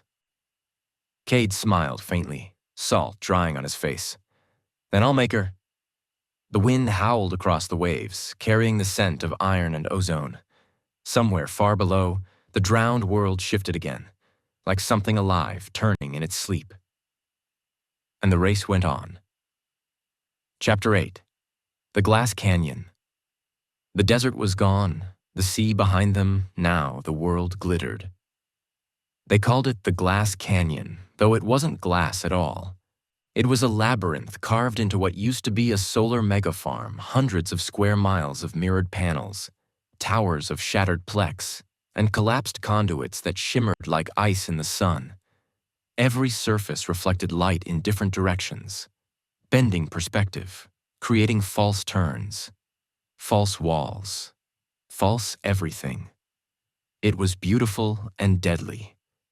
Cade stood on the starting ridge, visor dimmed to near black as the sunlight refracted off 1,000 shards around him. The air smelled of scorched silicon. In the distance, the canyon wound downward into a twisting ravine, the track vanishing beneath overlapping sheets of mirrored debris. Somewhere deep inside, the temperature was said to spike past 200 degrees. It wasn't the heat that killed racers here. It was the light. "Racers," the PA echoed from the canyon walls, distorted and fragmented as if the world itself were whispering the words back. "Leg 8 Glass Canyon. Course length, 70 kilometers. Optical interference, maximum. Wind hazard, severe. Survivors from Leg 7, 19. Let's see who still belongs on the circuit." A low murmur rippled through the starting line. Some racers didn't even mount up, they'd been burned too deep by the last race. Others checked their equipment twice, knowing any small malfunction here meant instant death. Mira's bike thrummed beside Cade's, the sunlight bending around her armor. She adjusted her polarized lenses and smirked under her breath. "At least we'll die with great reflections." Cade cracked a grin. "Let's not make that the plan." He glanced down at the black box still mounted in his bike's secondary slot, Eli's beacon. He'd kept it sealed since the drowned city, afraid to power it on until he had a moment that wasn't life or death. But every race was life or death, and there were no pauses in the zero circuit. He told himself he'd open it after this leg. Just one more race. The countdown lights flared red across the ridge. Cade braced. 2. Mirrors flashed across the canyon, endless eyes. 1. Go. Engines detonated in unison, a deafening roar that shattered the silence of the canyon. The racers dropped off the ridge like fire falling through glass. Instantly, light swallowed everything. It wasn't brightness, it was blindness, a hurricane of reflections spinning in all directions. The path ahead fractured into 1,000 identical corridors, each one glittering and shifting with the wind. The Vortex 9R's sensors screamed, struggling to map the terrain. Cade didn't rely on them. He trusted instinct. He leaned hard left, feeling the centrifugal pull as his bike screamed around a bend that might have been a wall a second ago. The mirrored panels reflected his own image, streaks of red and black and heat looping endlessly until he couldn't tell which way was real. Racers collided with reflections, shattering false walls that weren't solid until they suddenly were. The sound of breaking glass rolled through the canyon like thunder. Mira's voice cut through the comms. "Visuals are trash. We need a pulse scan." "Too risky," Cade shouted. "The feedback'll overload?" He didn't finish. A column of reflected heat burst beside him, a vertical shimmer that sliced a racer clean in half, their vehicle atomized into molten fragments. Cade swerved, the shockwave flipping his stabilizers for half a second. He hit the ground again and felt the chassis flex under the stress. "Okay," he hissed. "Do it." Mira triggered the pulse. A blue wave rippled outward from her bike, bouncing off the canyon walls. For an instant, the illusions cleared the real path, emerging like a hidden vein through the chaos. Cade locked onto it and pushed forward, heat searing the air around him. But the canyon wasn't done. A low rumble rose from the depths. The mirrored panels began to tremble, then peel away from the canyon walls, sliding downward like avalanches of light. The course was collapsing, and it wasn't natural. Through the glare, he saw her again. Zaya. Her crimson machine skimmed across the canyon wall like a ghost, wheels barely touching the surface. She was controlling it, triggering collapses through targeted EMP bursts. Every time she fired one, another section of canyon fell, taking out competitors in her wake. She wasn't racing to win. She was hunting. Cade gritted his teeth and throttled forward. The canyon turned into chaos, walls falling, heat intensifying, mirrors catching fire midair as the sunlight focused through the collapsing structure. He followed her trail, watching the crimson streak dive deeper into the canyon. "Stay on her?" Mira yelled. "You wanted your answers." "I'm not letting her vanish again." He shot through a collapsing tunnel, shards exploding behind him. The sound was deafening. Zaya was just ahead now, close enough for his sensors to lock onto her emissions. But she wasn't trying to shake him this time. She was leading him. The canyon walls widened into a basin where the sun's reflection converged in one blinding core. His visor dimmed to near zero, yet it still hurt to look. Zaya's bike slowed near the center, her figure flickering through the glare. Then her voice filled the comm channel, crisp, cutting, too clear. "You shouldn't have opened that beacon." Cade's heart slammed. "You were waiting for me to find it." "Of course I was. You think your brother didn't leave it there for a reason?" He circled closer, wary. "What did he do, Zaya?" The silence that followed stretched thin. "Us." Then she said softly, "He tried to break the game." Before he could respond, the canyon split apart. A tremor shook the ground, a domino chain of collapses tearing through the basin. The light refracted wildly, bouncing into a spiral of pure radiance. It was like being inside a star. Cade felt the heat blast through his armor. His vision went white, his engine temperature spiking into the red. He barely registered Mira's voice screaming through the comms before the shockwave hit. Glass or something like it exploded in all directions. His bike went airborne, tumbling through molten shards and wind shear. The world spun, sun and light and sky and ground all merging into one impossible blur. He braced for impact. Then darkness. He woke upside down, half buried in wreckage. The vortex was wrecked, but alive. Sparks flickered in the dark. Above him, the canyon ceiling had collapsed, blocking most of the sunlight. A single beam cut through, illuminating Zaya's silhouette on the far side. She walked her machine closer, helmet reflecting the fractured light. "You're not ready to know what he did," she said quietly. "But you're close." Cade coughed, blood running down his chin. "You killed him." No, she said. He died trying to save you. Then she was gone back into the light, swallowed by the canyon's glare. Mira arrived seconds later, slamming her bike to a stop. She dropped beside him, ripping his helmet off. You're insane. You know that? He looked past her toward where Zaya had vanished. The words still echoed in his head. He died trying to save you. That didn't make sense. The PA system blared overhead, muffled by dust and debris. Leg 8 complete. Survivors, 12. Prepare for extraction. Mira helped him up. The beam of light flickered over the broken glass, scattering across the canyon walls in rainbow patterns. For a moment, it almost looked beautiful again. Cade stood there, breathing hard, staring at the horizon beyond the shattered rim. He felt something shift inside him, not just anger this time, a creeping realization. The Zero Circuit wasn't just a race. It was a lie. And his brother had died trying to expose it. He turned toward Mira. Next leg? She nodded grimly. They called it the Frozen Wastes. Cade climbed back onto his half-destroyed machine. Good, he muttered. Let's burn it down. The light pulsed one last time like a heartbeat. Then the canyon went dark. Chapter 9. The Dead Horizon. The desert swallowed everything. The horizon, the sky, even the sound of the engines. Dante's visor dimmed automatically, shielding his eyes from the blistering glare.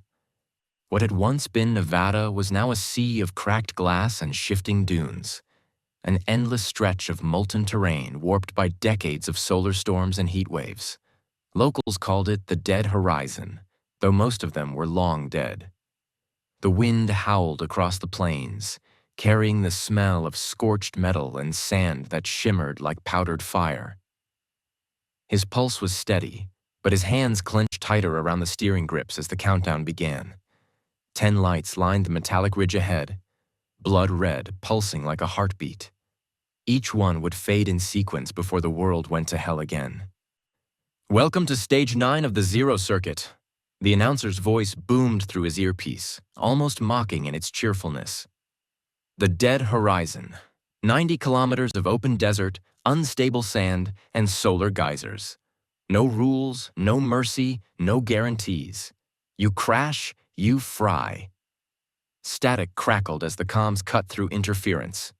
A familiar voice came in, soft but sharp. Dante, Rhea said, you don't have to keep doing this. He didn't answer. He didn't have to. Dante, she pressed. I saw the thermal reports. The surface temperature is pushing 130 degrees. Even with shielding, your coolant won't last. I'll make it last, he said. A silence, then a sigh. You're chasing a ghost. Maybe, but ghosts were the only thing keeping him alive. The final light blinked out. Engines roared, wheels dug in, and the horizon erupted into motion. The racers launched from the ridge like bullets through a furnace. Heat waves distorted their paths, making the ground ripple as if it were liquid. Dante leaned into the throttle, feeling the Desert Fang's turbines scream beneath him. His vehicle, low, wide, and shaped like a venomous predator, glided over the uneven surface using a thin magnetic repulsion field. He stayed just above the crust, fast enough to skip over soft spots, low enough to keep control. He kept his eyes on the shimmering mirage ahead, but the real threat wasn't distance. It was heat. Sensors flared warnings across his display. Core temp rising, radiator at 92% capacity. Hold together, he muttered. Behind him, someone lost control. A flash of white as a vehicle hit a soft patch, flipped end over end, and disappeared into a plume of molten dust. The sound didn't even reach him before it was gone. The Zero Circuit was thinning. Dante shifted gears, cutting across the dunes toward the shadow of a collapsed solar tower. Shade was brief, but it dropped his temperature by a fraction. He scanned the map overlay, what little remained of it. Most of the terrain had shifted again since the last satellite update. The race path was more of a suggestion now, not a route. That was fine. He wasn't following anyone's map. At the 20-kilometer mark, the first storm hit. Yeah. It began as a shimmer on the horizon, like a wall of molten glass bending the light. Then it rolled toward them, swallowing racers in waves. Sand fused to shards mid-air, and the air ionized, creating flashes of silent lightning that danced across the desert floor. Dante drove straight into it. Visibility dropped to 0. The world turned gold and red. His visor's filter struggled to keep up, the temperature alarm screaming now. He killed the boost for half a second, riding momentum as the Desert Fang's hull groaned from the heat. His heart hammered in sync with the warning klaxons. Something slammed into his flank. A racer, black and skeletal, running too hot. They tangled for control, both sliding sideways in the storm. Dante gritted his teeth, slammed the right stabilizer thruster, and shoved the other vehicle off balance. The rival spun out, hit a dune, and vanished in a flare of light. "Two down," Dante whispered. Static flickered in his ear again. "You're off the safe route," Ria's voice cut in. "Satellite tracking's losing you. You're in a live heat corridor." He grinned grimly. "Then they won't see me coming." The storm thinned just enough for the sky to reappear. A blood-orange dome with the sun hanging like an executioner's blade. The terrain ahead that warped into blackened fields where the ground had melted into obsidian. He hit the boost. The Desert Fang screamed across the glass plains, throwing sparks and smoke. Each bounce could shatter the hull. Each second he stayed in this stretch risked melting through his own tires. But ahead, faint but clear, was a glimpse of blue light. He narrowed his eyes. A racer. It was her. The Phoenix. Her machine, slender and painted in iridescent cobalt, danced over the molten earth like it didn't belong to this world. Dante's chest tightened. The Phoenix wasn't supposed to be alive. She'd been on last year's roster, his sister's heat, the same one that ended in an explosion no one walked away from. But that car, its pattern, its thruster trail, was identical to her old rig. Dante throttled forward, closing the distance. The Phoenix dipped low, cutting through a field of fractured glass that reflected her like 1,000 ghosts. For a moment, Dante almost forgot to breathe. He pushed harder, the Desert Fang roaring, meters closing fast. Then the world shifted.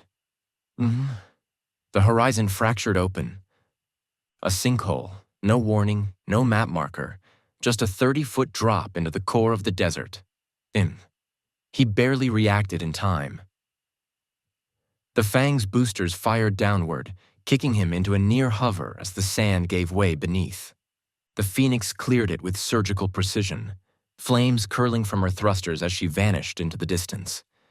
Dante slammed full reverse on the right repulsor, skidding along the edge, one wheel scraping the lip. The ground cracked, fissures chasing his path like veins of fire. He punched the emergency air thrusters.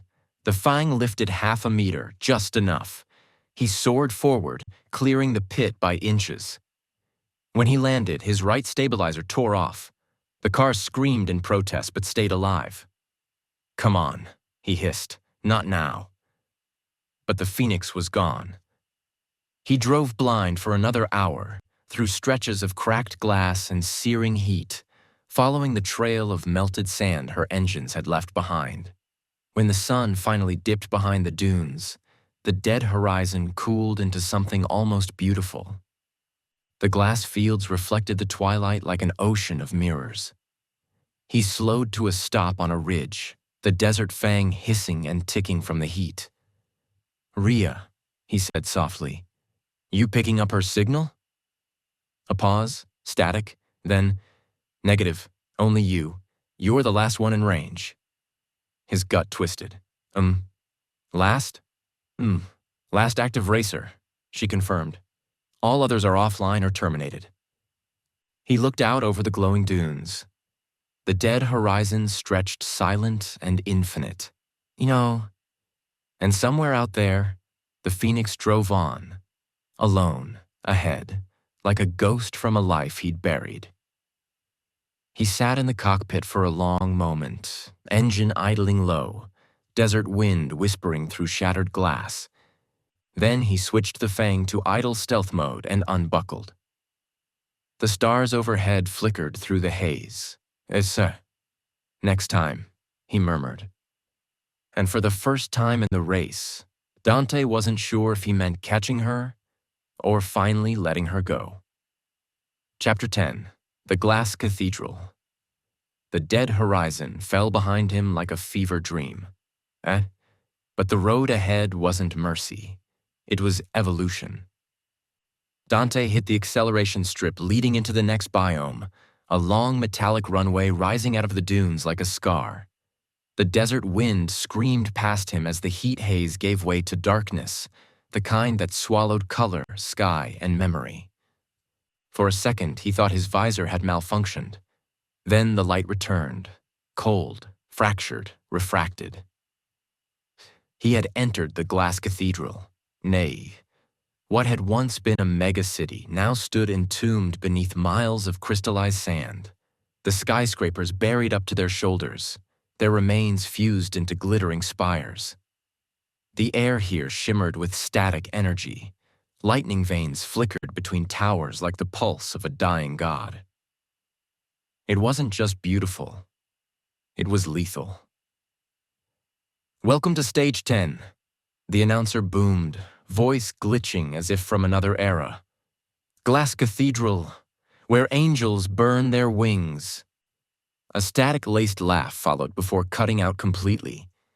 Dante's comm crackled back to life, Ria's voice strained through the interference. "Your coolant reserves are at 20%. You need to reroute to a supply pit before the next—" "Won't matter," Dante muttered. "They won't open the pits until halfway. They want us to suffer first." He wasn't wrong. The zero circuit was as much spectacle as sport, and pain was the currency that bought attention. He caught movement in his peripheral. 5 racers remained. 5 out of 100. Their heat signatures burned like stars against the black, streaking between the spires. Dante recognized one immediately. The silver frame of Spectre, the racer who'd tried to ram him off the bridge back in Stage 5. Spectre's engine note was shrill, overclocked, and unstable. Perfect. The start signal cracked across the city's glass bones like thunder. Dante shot forward, the desert fang's turbines clawing at the fractured air. The cathedral's surface was a nightmare. Polished floors where a single error meant ricochet, gravity shifts from magnetic interference, and spires that erupted without warning as the ground convulsed beneath the weight of decades of decay. The racers fanned out, engines leaving ribbons of neon across the mirrored cityscape. "Telemetry won't hold," Ria warned. "This zone's reflection fields are scrambling the sensors. You'll be driving blind." Dante smirked. "Then I'll trust my eyes." He ducked low, weaving through a corridor of collapsing glass. Every turn was a gamble. The reflections warped his depth perception until it felt like he was chasing ghosts. He swerved left to dodge a spire that wasn't there, clipping another that was.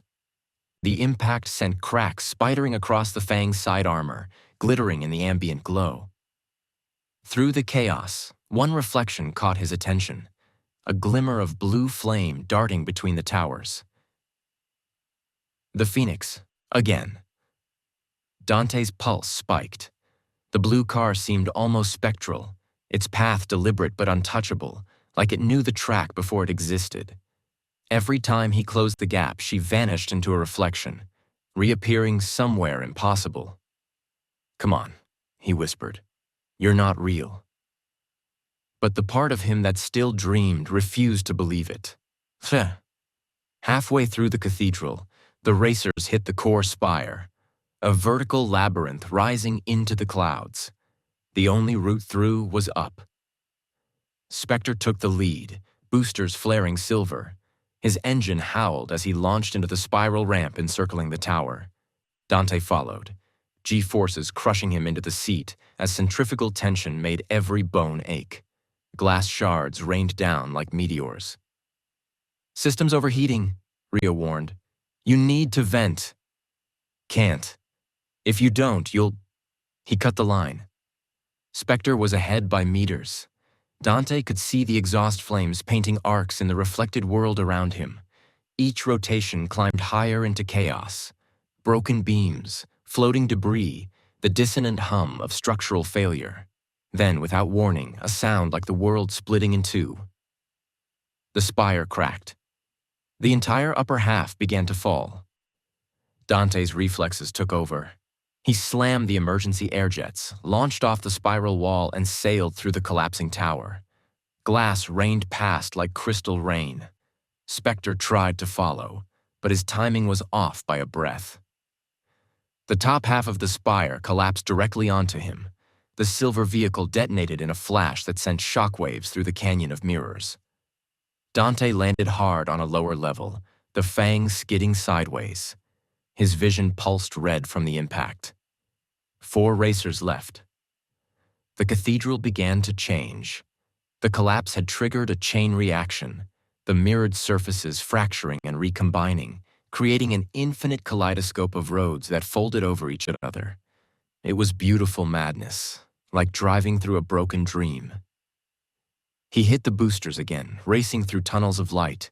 His reflection multiplied in every direction until he was surrounded by versions of himself, some ahead, some behind, some driving into the sky. And there, again, that flash of blue flame. He followed it without thinking. It led him into a corridor that shouldn't have existed, a narrow tunnel of glass that shimmered like water. The Phoenix drifted ahead, almost slow, taunting. He gunned the accelerator. The Fang burst through the tunnel into open air. There was no road. The cathedral had ended. The tunnel had led straight into a void, a canyon of empty sky miles above the desert. "Dante, pull up," Ria screamed. He yanked the controls. The boosters flared white. The Fang shuddered. The world spun. He managed to scrape the edge of a falling platform, skid sideways, and slam to a stop inches from oblivion. Heart pounding. Breath gone. He looked ahead. The Phoenix waited on the far side of the gap, motionless. Its lights flickered once, like a heartbeat, and then it reversed, vanishing back into the labyrinth. Dante sat frozen. Sweat pooled under his gloves. "What was that?" Ria asked quietly. He didn't answer. He didn't know. Hours later, long after the race was officially declared over, Dante was still inside the cathedral. The other racers were gone. 1 confirmed dead, 2 unaccounted for, and the Phoenix unknown. He found shelter inside the ruins of a sky bridge that had fused into the tower skeleton. The glass hummed softly around him, whispering echoes of voices that weren't there. Ria broke the silence again. "Dante, telemetry picked up something strange when you hit that tunnel. A secondary ID signature. One we've seen before." His throat tightened. "Whose?" A pause. "Your sister's." He stared out at the mirrored city below, thousands of fragments reflecting his own face back at him. "She's alive," he whispered. "I didn't say that," Ria replied, cautious. "I said her ID signature was active. It could be a clone, a relay, a decoy." But Dante wasn't listening. He looked out at the fractured skyline, a storm of light spiraling in the distance. Somewhere within it, he swore he saw the flicker of blue fire again. And in that reflection, just for a second, her face. Smiling. He didn't sleep. He sat in the cockpit until dawn painted the cathedral gold, his mind replaying every race, every crash, every second he doubted himself. The zero circuit had always promised truth through chaos. Maybe this was it. When he finally powered up the Desert Fang again, his reflection stared back from the windshield. A man who no longer looked like he was running to something, but against everything. "Rhea," he said quietly, "what's next?" "Stage 11, she said. "Frozen ruins, the cryospire." Dante smirked. "Cold will feel like mercy." He drove toward the horizon, the cathedral collapsing behind him, glass falling like snow. And in the distance, a single blue flame waited. Chapter 10. The Glass Cathedral. The dead horizon fell behind him like a fever dream. But the road ahead wasn't mercy. It was evolution. Dante hit the acceleration strip leading into the next biome, a long metallic runway rising out of the dunes like a scar. The desert wind screamed past him as the heat haze gave way to darkness, the kind that swallowed color, sky, and memory. For a second, he thought his visor had malfunctioned. Then the light returned, cold, fractured, refracted. He had entered the glass cathedral. What had once been a megacity now stood entombed beneath miles of crystallized sand, the skyscrapers buried up to their shoulders, their remains fused into glittering spires. The air here shimmered with static energy. Lightning veins flickered between towers like the pulse of a dying god. It wasn't just beautiful, it was lethal. "Oh, welcome to Stage 10, the announcer boomed, voice glitching as if from another era. "Glass Cathedral, where angels burn their wings." A static-laced laugh followed before cutting out completely. Dante's comm crackled back to life. Rhea's voice strained through the interference. "Your coolant reserves are at 20%. You need to reroute to a supply pit before the next—" "Won't matter," Dante muttered. "They won't open the pits until halfway. They want us to suffer first." He wasn't wrong. The Zero Circuit was as much spectacle as sport, and pain was the currency that bought attention. He caught movement in his peripheral. 5 racers remained. 5 out of 100. Their heat signatures burned like stars against the black, streaking between the spires. Dante recognized one immediately, the silver frame of Spectre, the racer who'd tried to ram him off the bridge back in Stage 5. Spectre's engine note was shrill, overclocked, and unstable. Perfect. Nice. The start signal cracked across the city's glass bones like thunder. Dante shot forward, the Desert Fang's turbines clawing at the fractured air. The cathedral's surface was a nightmare. Polished floors where a single error meant ricochet, gravity shifts from magnetic interference, and spires that erupted without warning as the ground convulsed beneath the weight of decades of decay. The racers fanned out, engines leaving ribbons of neon across the mirrored cityscape. "Telemetry won't hold," Rhea warned. "This zone's reflection fields are scrambling the sensors. You'll be driving blind." Dante smirked. "Then I'll trust my eyes." He ducked low, weaving through a corridor of collapsing glass. Every turn was a gamble. The reflections warped his depth perception until it felt like he was chasing ghosts. He swerved left to dodge a spire that wasn't there, clipping another that was. The impact sent cracks spidering across the Fang's side armor, glittering in the ambient glow. Through the chaos, one reflection caught his attention. A glimmer of blue flame darting between the towers. The Phoenix. Again. Dante's pulse spiked. The blue car seemed almost spectral, its path deliberate but untouchable, like it knew the track before it existed. Every time he closed the gap, she vanished into a reflection, reappearing somewhere impossible. "Come on," he whispered. "You're not real." But the part of him that still dreamed refused to believe it. Halfway through the cathedral, the racers hit the core spire, a vertical labyrinth rising into the clouds. The only route through was up. Spectre took the lead, boosters flaring silver. His engine howled as he launched into the spiral ramp encircling the tower. Dante followed, G-forces crushing him into the seat as centrifugal tension made every bone ache. Glass shards rained down like meteors. "System's overheating," Rhea warned. "You need to vent." "Can't. If you don't, you'll—" He cut the line. Spectre was ahead by meters. Dante could see the exhaust flames painting arcs in the reflected world around him. Each rotation climbed higher into chaos. Broken beams, floating debris, the dissonant hum of structural failure. Then, without warning, a sound like the world splitting in two. The spire cracked. The entire upper half began to fall. Dante's reflexes took over. He slammed the emergency air jets, launched off the spiral wall, and sailed through the collapsing tower. Glass rained past like crystal rain. Spectre tried to follow, but his timing was off by a breath. The top half of the spire collapsed directly onto him. The silver vehicle detonated in a flash that sent shockwaves through the canyon of mirrors. Dante landed hard on a lower level, the fangs skidding sideways. His vision pulsed red from the impact. That's him. 4 racers left. The cathedral began to change. The collapse had triggered a chain reaction, the mirrored surfaces fracturing and recombining, creating an infinite kaleidoscope of roads that folded over each other. It was beautiful madness, like driving through a broken dream. He hit the boosters again, racing through tunnels of light.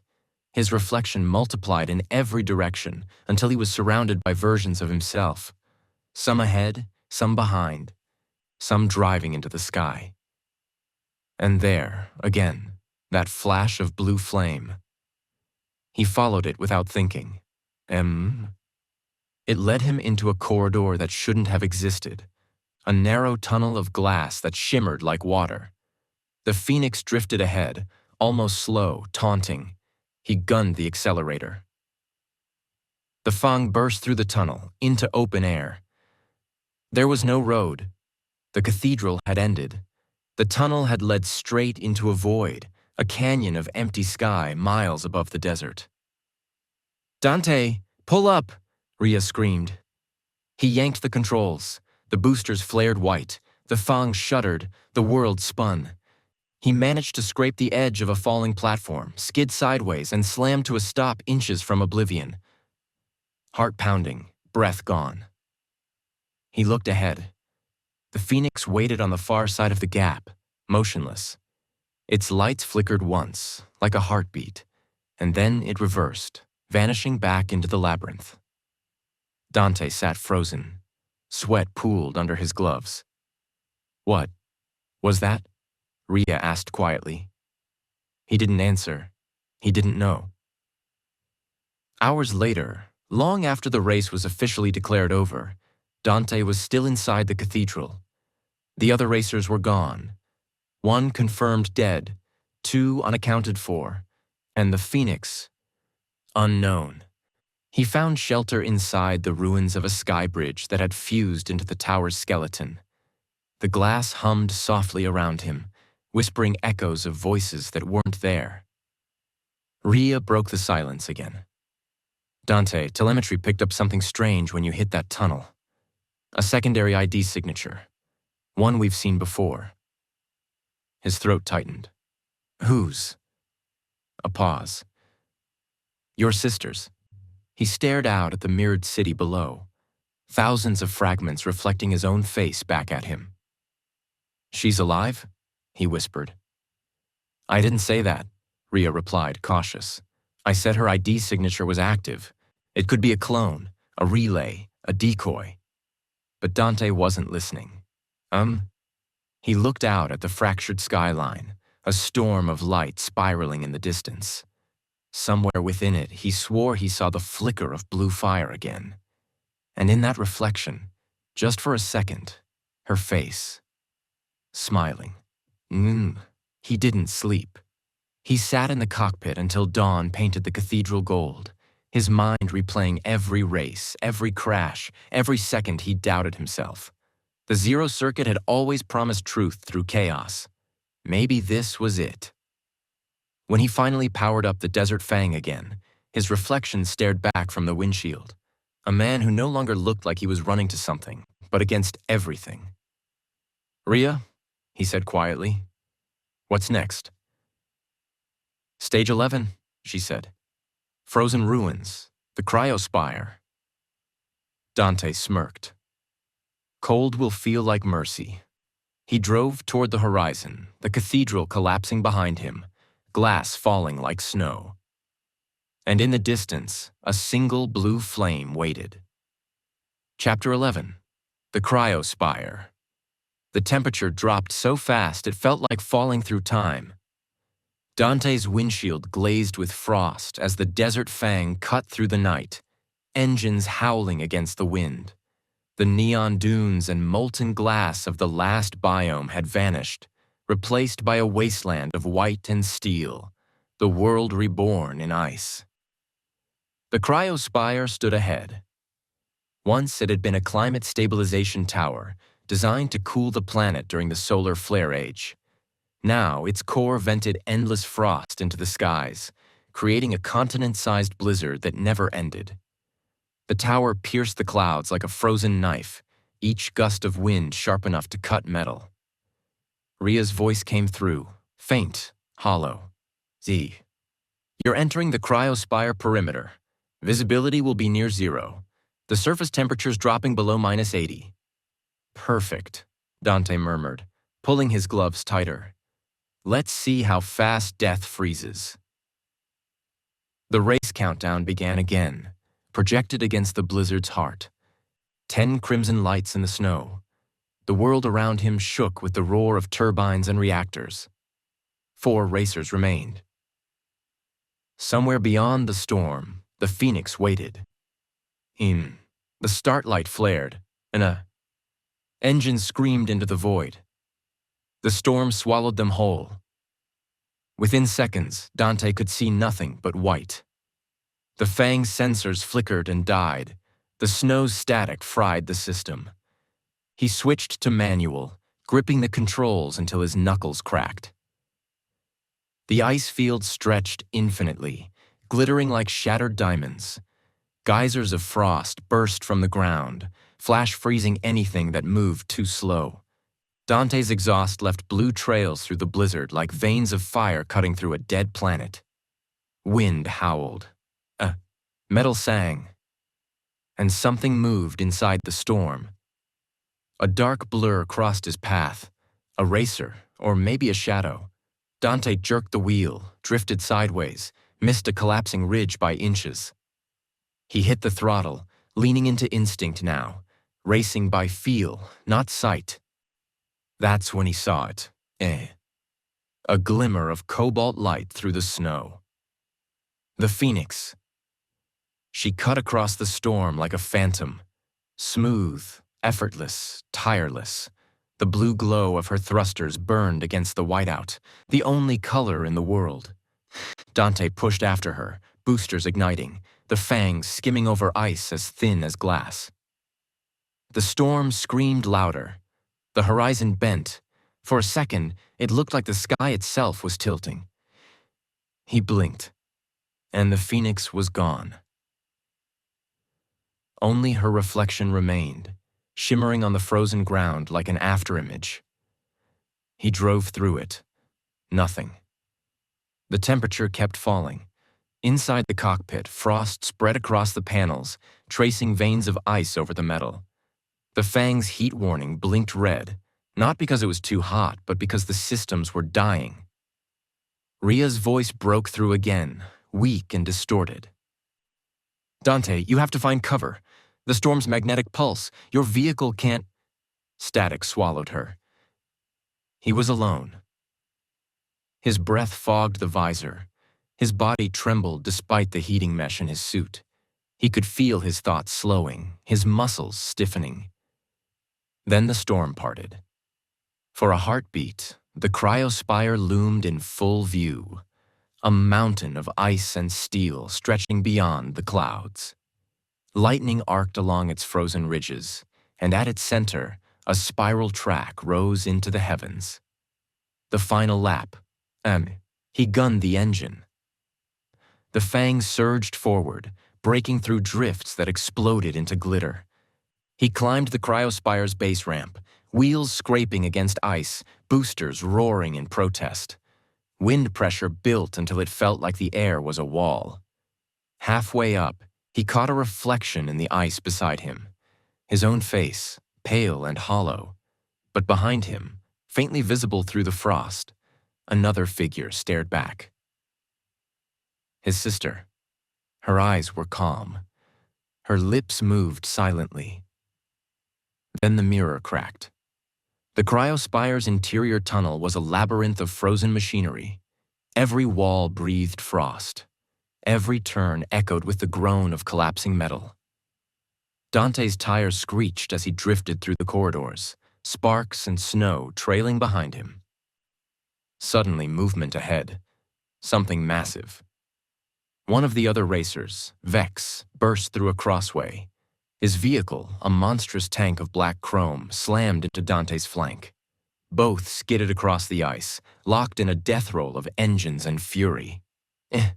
Vex's laughter cut through the comms, jagged and animal. Not so fast, Ghost Chaser. He rammed again. Dante hit the brake, spun his car into a reverse drift, and let Vex's momentum carry him forward, straight into a ruptured coolant vent. The blast froze him solid. Vex's rig turned into a sculpture mid-motion, encased in crystalline blue, engines still howling until it cracked in half. Dante sped past without looking back. 3 racers left. And the higher he climbed, the stranger the world became. The cryospire storm gave way to stillness. The air turned so thin that sound barely existed. Frost glittered in the dim blue light like suspended stars. And then, music. Faint, hollow, mechanical, like an old transmission from another life. He followed it. The spiral track narrowed into a glass bridge suspended between frozen turbines. At its center stood the Phoenix, motionless, engine purring softly, blue flames licking the air. Dante slowed. The storm had stopped entirely now. Only the whisper of the turbines remained. "Who are you?" he said quietly. The Phoenix's door hissed open. A figure stepped out. She was wearing a pilot's suit identical to his, frost clinging to her visor. When she lifted it, his heart nearly stopped. It was her, his sister, Layla. "You shouldn't have come," she said. Her voice was calm, but her eyes held that same haunted fire he remembered. This race was never about winning. It's a purge, a test. He stared, every memory crashing back, her laughter, her wreck, the explosion. "You died." She shook her head. "I was reborn. The circuit found me, made me one of them." He took a step forward. "Layla, don't." Her expression hardened. "You think you're chasing me, but you're just chasing the person you were before the world ended." Lightning split the sky above them, reflecting off the ice like mirrors breaking. "You can't save me," she said softly. "You can only finish." And then, without another word, she turned, climbed into the Phoenix, and ignited the thrusters. The blast nearly threw him off the bridge. Rage replaced shock. He jumped back into the Fang, slammed the throttle, and tore after her. The final ascent was a blur of madness. The cryospire shook apart as they climbed, fragments of ice the size of buildings crashing around them. The track wound through collapsing turbines, arcs of electricity turning the sky white. Dante's vision blurred from exhaustion, his hands numb, his breath shallow. The Phoenix was ahead, always ahead, her blue trail cutting through the storm like a scar. He pushed the Fang beyond its limits. The engines screamed, metal straining, frost melting into vapor from sheer heat.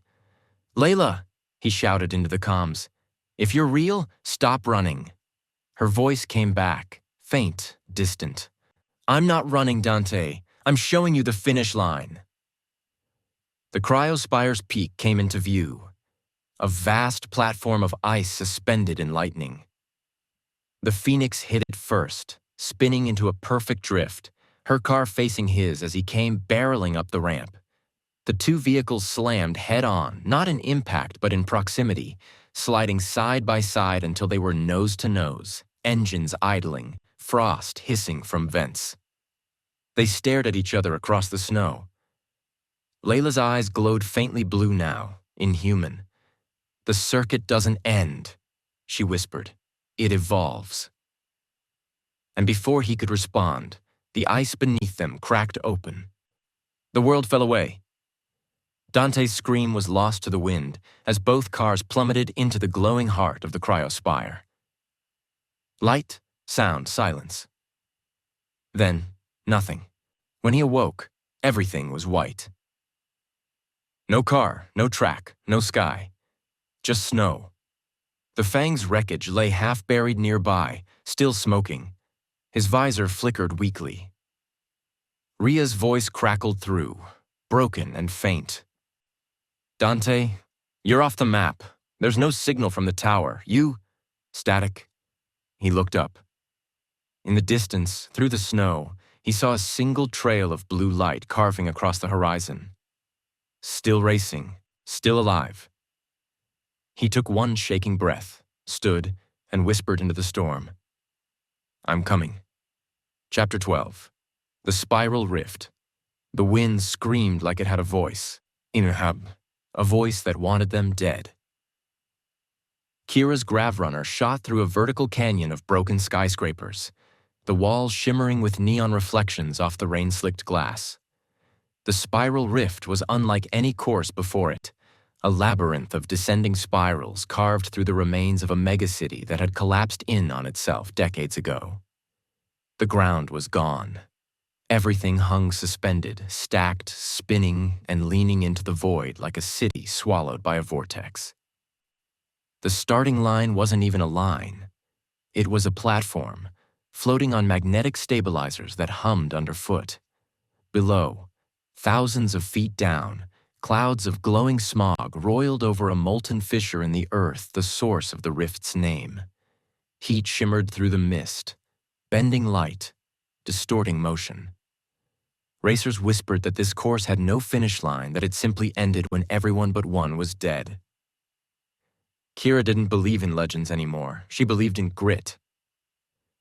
But as she looked over the edge, at the miles of hovering track spiraling downward into a hellish abyss, she wasn't sure even grit could save her. "Don't look down," Ash's voice crackled through the comms. "You'll only start counting the ways you could die." Kira smirked. "You're already counting, aren't you?" "Always," he said, tightening his gloves. "This place wasn't built for racing. It was built for falling." The horn shrieked before she could reply. Instant chaos. Engines screamed, plasma exhaust lighting the fog like lightning flashes. The racers dropped into the spiral, their boosters igniting in synchronized bursts as gravity took hold. Kira's Gravrunner dove nose first, stabilizers whining as she skimmed along the glass edge of a tilted tower. She leaned hard into the curve, the G-force crushing her chest. The wind tore through her suit, her HUD flickering as she crossed the threshold into the rift. "Boost limiter engaged," her AI, Lyric, announced in her ear. "Watch your thermal levels." "Override it?" she snapped. "Override denied. Core temp?" "Override it?" Lyric's voice paused, then relented. "Override accepted." The Gravrunner roared as the limiter cut loose, the rear thrusters spitting blue fire. She shot ahead, threading between collapsing sections of roadway. Ahead of her, the racer known as Vex was cutting across the inner ring, a dangerous shortcut hugging the rift's center, where the magnetic currents were unstable. His silver car flickered with electromagnetic discharge, warping light around it.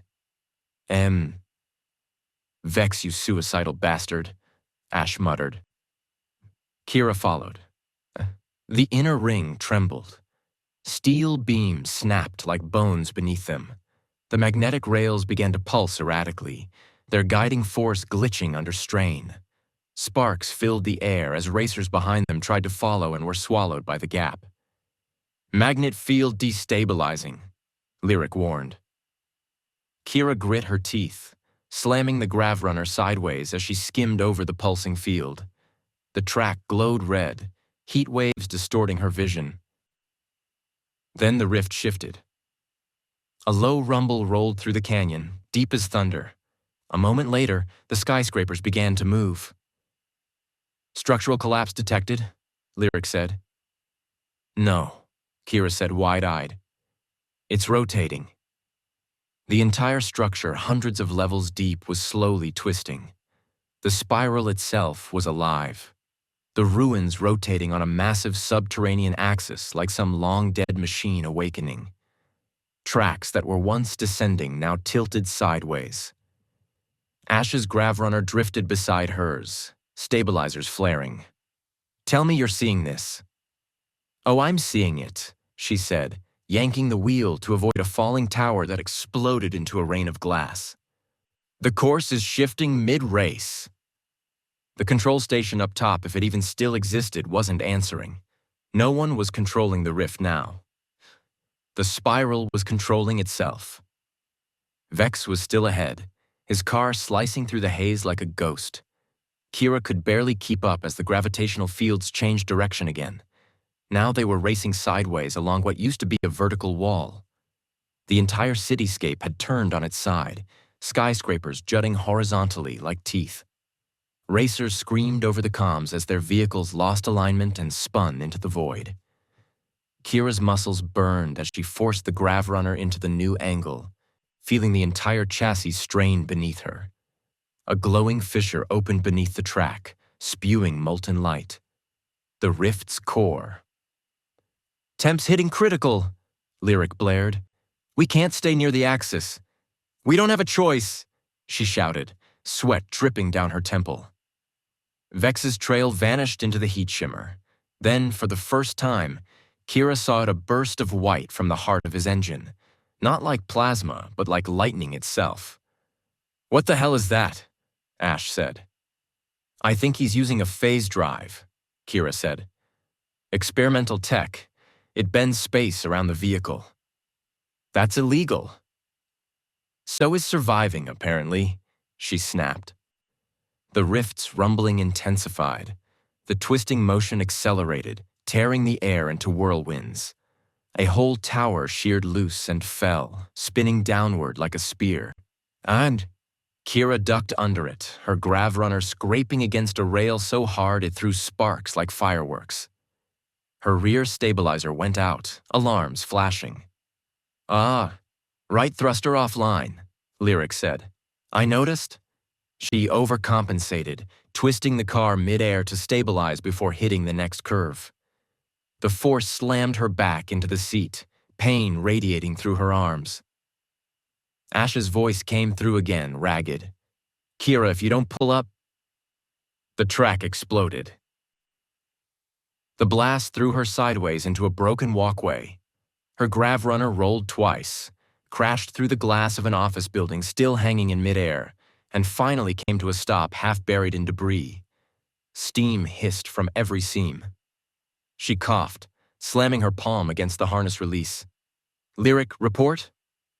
"Multiple system failures. Right thruster, offline. Core temp..." "Forget the readout." She ripped off her helmet and gasped for breath. "Ash, where are you?" "Stuck 2 levels above you," he answered, static cutting through his words. "I can see the rift's core from here. Kira, it's not natural." She climbed out of the wreckage, gripping the edge of a window frame for balance.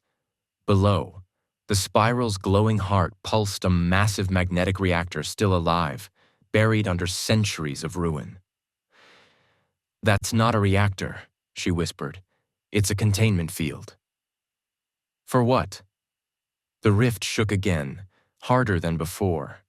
Whole sections of the spiral began collapsing inward, drawn toward the molten center. "Kira," Ash said, his voice breaking. "You have to get out." His signal cut. Kira froze. Static. Just static. Her pulse thundered in her ears. Ash? Nothing. Her throat tightened.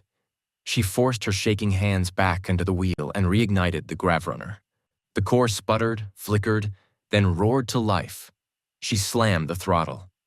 Down she went, chasing the spiral's descent toward the molten center, toward the truth of the rift. The final stretch glowed red hot, the metal melting at the edges.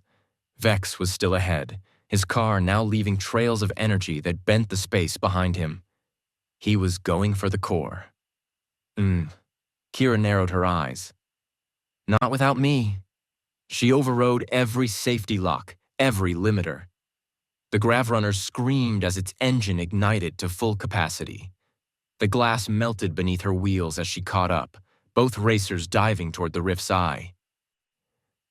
Through the storm, she saw it the shape of something suspended inside the containment field. Not metal, not mechanical. Human? She felt her stomach drop. No, it can't be. Her mind flashed with memory her brother's face, laughing on the day he left for last year's Zero Circuit. The promise that he'd come back. The rumors that he'd died here, in this exact course. And now, inside that field, in the rift's core, she could see his body suspended in stasis, half fused with the reactor's light. She screamed his name. The gravrunner hit the final curve. Vex turned toward her, helmet glinting, eyes cold. You shouldn't have come here. Then he vanished, swallowed by the light. The spiral rift detonated. A blinding wave of energy rippled through the ruins, tearing buildings apart, sending shockwaves up through the atmosphere. The entire city collapsed into itself, leaving only silence and a cloud of glowing dust where the racers had been. For a long time, nothing moved. Then a cough. Kira dragged herself out of the wreckage. Her suit burned, her visor cracked. Above her, fragments of buildings hung frozen in the air, suspended in the field's residual magnetism. And at the center of the crater, something was rising. A shape humanoid, metallic veins of light pulsing through its chest. Her brother. But not. He opened his eyes, and they glowed the same color as the rift. Kira staggered back, heart pounding. Welcome back, Kira, he said, his voice distorted and cold. You finally caught up. The rift pulsed again, the air warped. And somewhere far above, the Zero Circuit's broadcasters scrambled to cut the feed, but millions had already seen what emerged from the spiral rift. The race was no longer about winning. It was about surviving what came next. Chapter 13, The Return Signal. The world was on fire, not with flame, but with color. Every shade of violet and blue and searing white light bled through the crater walls as the spiral rift's core pulsed like a heart that refused to stop beating. Fragments of old skyscrapers hung in the air as if gravity itself had been rewritten. Kira stood on trembling legs in the molten dust, her body shaking from exhaustion, her eyes fixed on the impossible figure standing in front of her. Her brother. At least the person who looked like him. Ryan, she whispered, her voice barely audible through the static of her damaged helmet. He tilted his head, the motion uncanny, too slow, too deliberate. When he smiled, the expression didn't reach his eyes. I told you I'd win, he said. His voice wasn't human. It was layered a harmony of mechanical distortion and something beneath it. You were always chasing, Kira, always trying to catch up. She staggered backward, the heat from the rift's core baking through her boots. That can't be you. You died. I was chosen. He raised his hand, and the air shimmered around his fingertips, magnetic energy curling like smoke. The Zero Circuit wasn't just a race, it was an experiment, and I was the proof. Kira's mind reeled. The race organizers, the vanished racers, the shifting courses, the impossible technology embedded in the terrain. The Zero Circuit wasn't built for entertainment. It was built for testing. Testing what? She asked, voice trembling. He took a step forward, each footfall sending ripples through the molten dust. Adaptation, integration, the merging of human will with the machine. The perfect racer, one who doesn't need a vehicle to win. Her stomach turned. Ryan's body was threaded with circuitry that glowed through his veins, tracing down his arms like living wires. His heart, if he still had one, pulsed in rhythm with the rift's core behind him. I became part of the rift, he said, and now so will you. Kira clenched her fists. I didn't come here to become part of anything. I came to bring you home. He smiled again, the same crooked grin she remembered from when they were kids before it twisted into something alien. Home doesn't exist anymore. The ground shook. Up above, the rift spiral began collapsing inward, drawn by the energy radiating from Ryan. The floating debris started spinning faster, the metallic shards orbiting like a halo of blades. Lyric, her onboard AI, flickered weakly in her ear. Warning, gravitational field destabilizing. Recommend immediate evacuation. Can't, Kira muttered. Survival odds, 2.1%. Then make it count. She climbed back into the Gravrunner. The cockpit was cracked, systems flickering. The right thruster half melted, but it still lived. Her fingers trembled as she gripped the wheel. Lyric, she said softly, reroute all remaining power to the main stabilizers. Confirmed. Ryan watched her with amusement. Still fighting? Always. She hit the throttle. The Gravrunner roared to life, engines screaming as it launched across the molten plain. The blast of heat bent the air. She aimed straight for him. Ryan raised his arm, and the ground erupted. Shards of debris spiraled up like a storm of knives, slashing through the air. Kira dodged hard left, drifting across a tilted section of collapsed roadway. The Gravrunner's side panels sparked as metal struck metal. Too slow, Ryan said. He moved fast, faster than any human could. His body blurred as he appeared in front of her, hand outstretched. Kira yanked the wheel, barely avoiding impact. Her rear stabilizer clipped a chunk of rebar, spinning her vehicle into a half roll before she corrected. Her breath came in ragged gasps. Lyric, give me a lock on his magnetic field. Scanning. The Gravrunner's HUD shimmered, outlining Ryan in a web of data. His body emitted a perfect electromagnetic pattern, the same frequency as the rift. If we disrupt that pattern, she said, we break his connection. Correct, but it will require a localized EMP burst. And EMP will also disable the Gravrunner permanently. Kira smiled grimly. Then we better make it count. She flipped a switch under the console, arming the emergency capacitor. The Gravrunner began to hum, its systems charging to critical. Warning lights flared across the dashboard. Power overload in 20 seconds, Lyric warned. Ryan stepped forward again, energy crackling at his fingertips. You can't fight progress, Kira. The Zero Circuit has already moved on without you. Without all of them. Then I'll end it. She slammed the throttle forward, the Gravrunner launching toward him like a missile. The G-force crushed her into the seat. The capacitor whined, reaching overload. Ryan thrust his arm out, magnetic energy twisting into a beam, but she dove under it, drifting sideways, sparks slicing the air. 5 seconds, Lyric said. Ryan's eyes flashed. You can't stop me. Kira met his gaze through the cracked glass. I'm not trying to. She locked the EMP trigger and ejected. The Gravrunner's core detonated in a bloom of white light. The blast engulfed the rift. Magnetic currents unraveled like threads being ripped apart.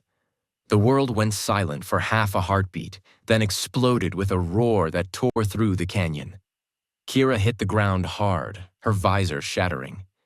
The blast wave rolled over her, tossing her across the rubble. She skidded to a stop against a twisted girder, the breath punched out of her lungs.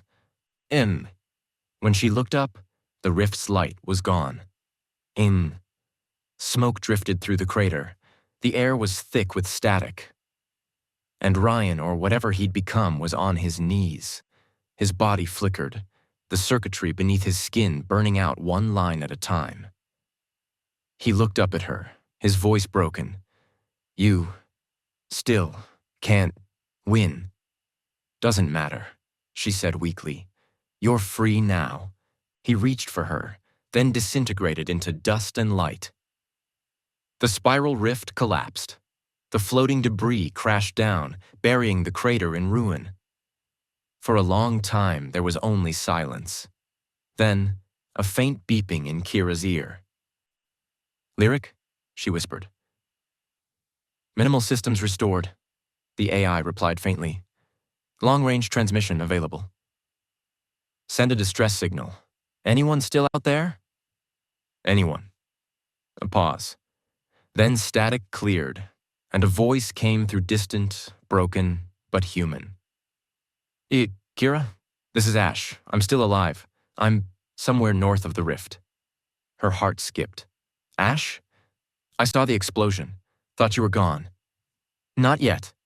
She tried to stand, her legs trembling. "The rift's dead. But something's coming, Ash. Whatever built this, they'll come looking for it." He was silent for a moment. Then, softly, "Then we better be gone before they find it." She looked out over the ruined cityscape. The rift was gone, but the air still shimmered faintly, as if the energy beneath the earth hadn't died, just gone deeper. Kira set her jaw. "Lyric, track the return signal from Ash's position. Plot a course." "Coordinates locked." "But Kira..." "What?" "The signal you're receiving, it's not just Ash's. There are others." She froze. "Others?" 17 distinct return signals, all zero-circuit frequencies, some decades old. Her blood went cold. The rift hadn't been the only one. She stared into the distance, where the storm clouds churned with faint electric light, and far on the horizon, another pulse answered. A new rift awakening. "Let's move," she said. The Gravrunner was gone, her gear half destroyed, but she walked anyway through the swirling ash and magnetic haze, toward whatever came next. Yeah. Above her, a single satellite blinked back online, its camera locking onto her position. A voice calm, clinical spoke from somewhere far beyond Earth. "Subject 47. Retrieve signal confirmed. Phase 2 authorized." The feed cut. Kira never heard it. She kept walking.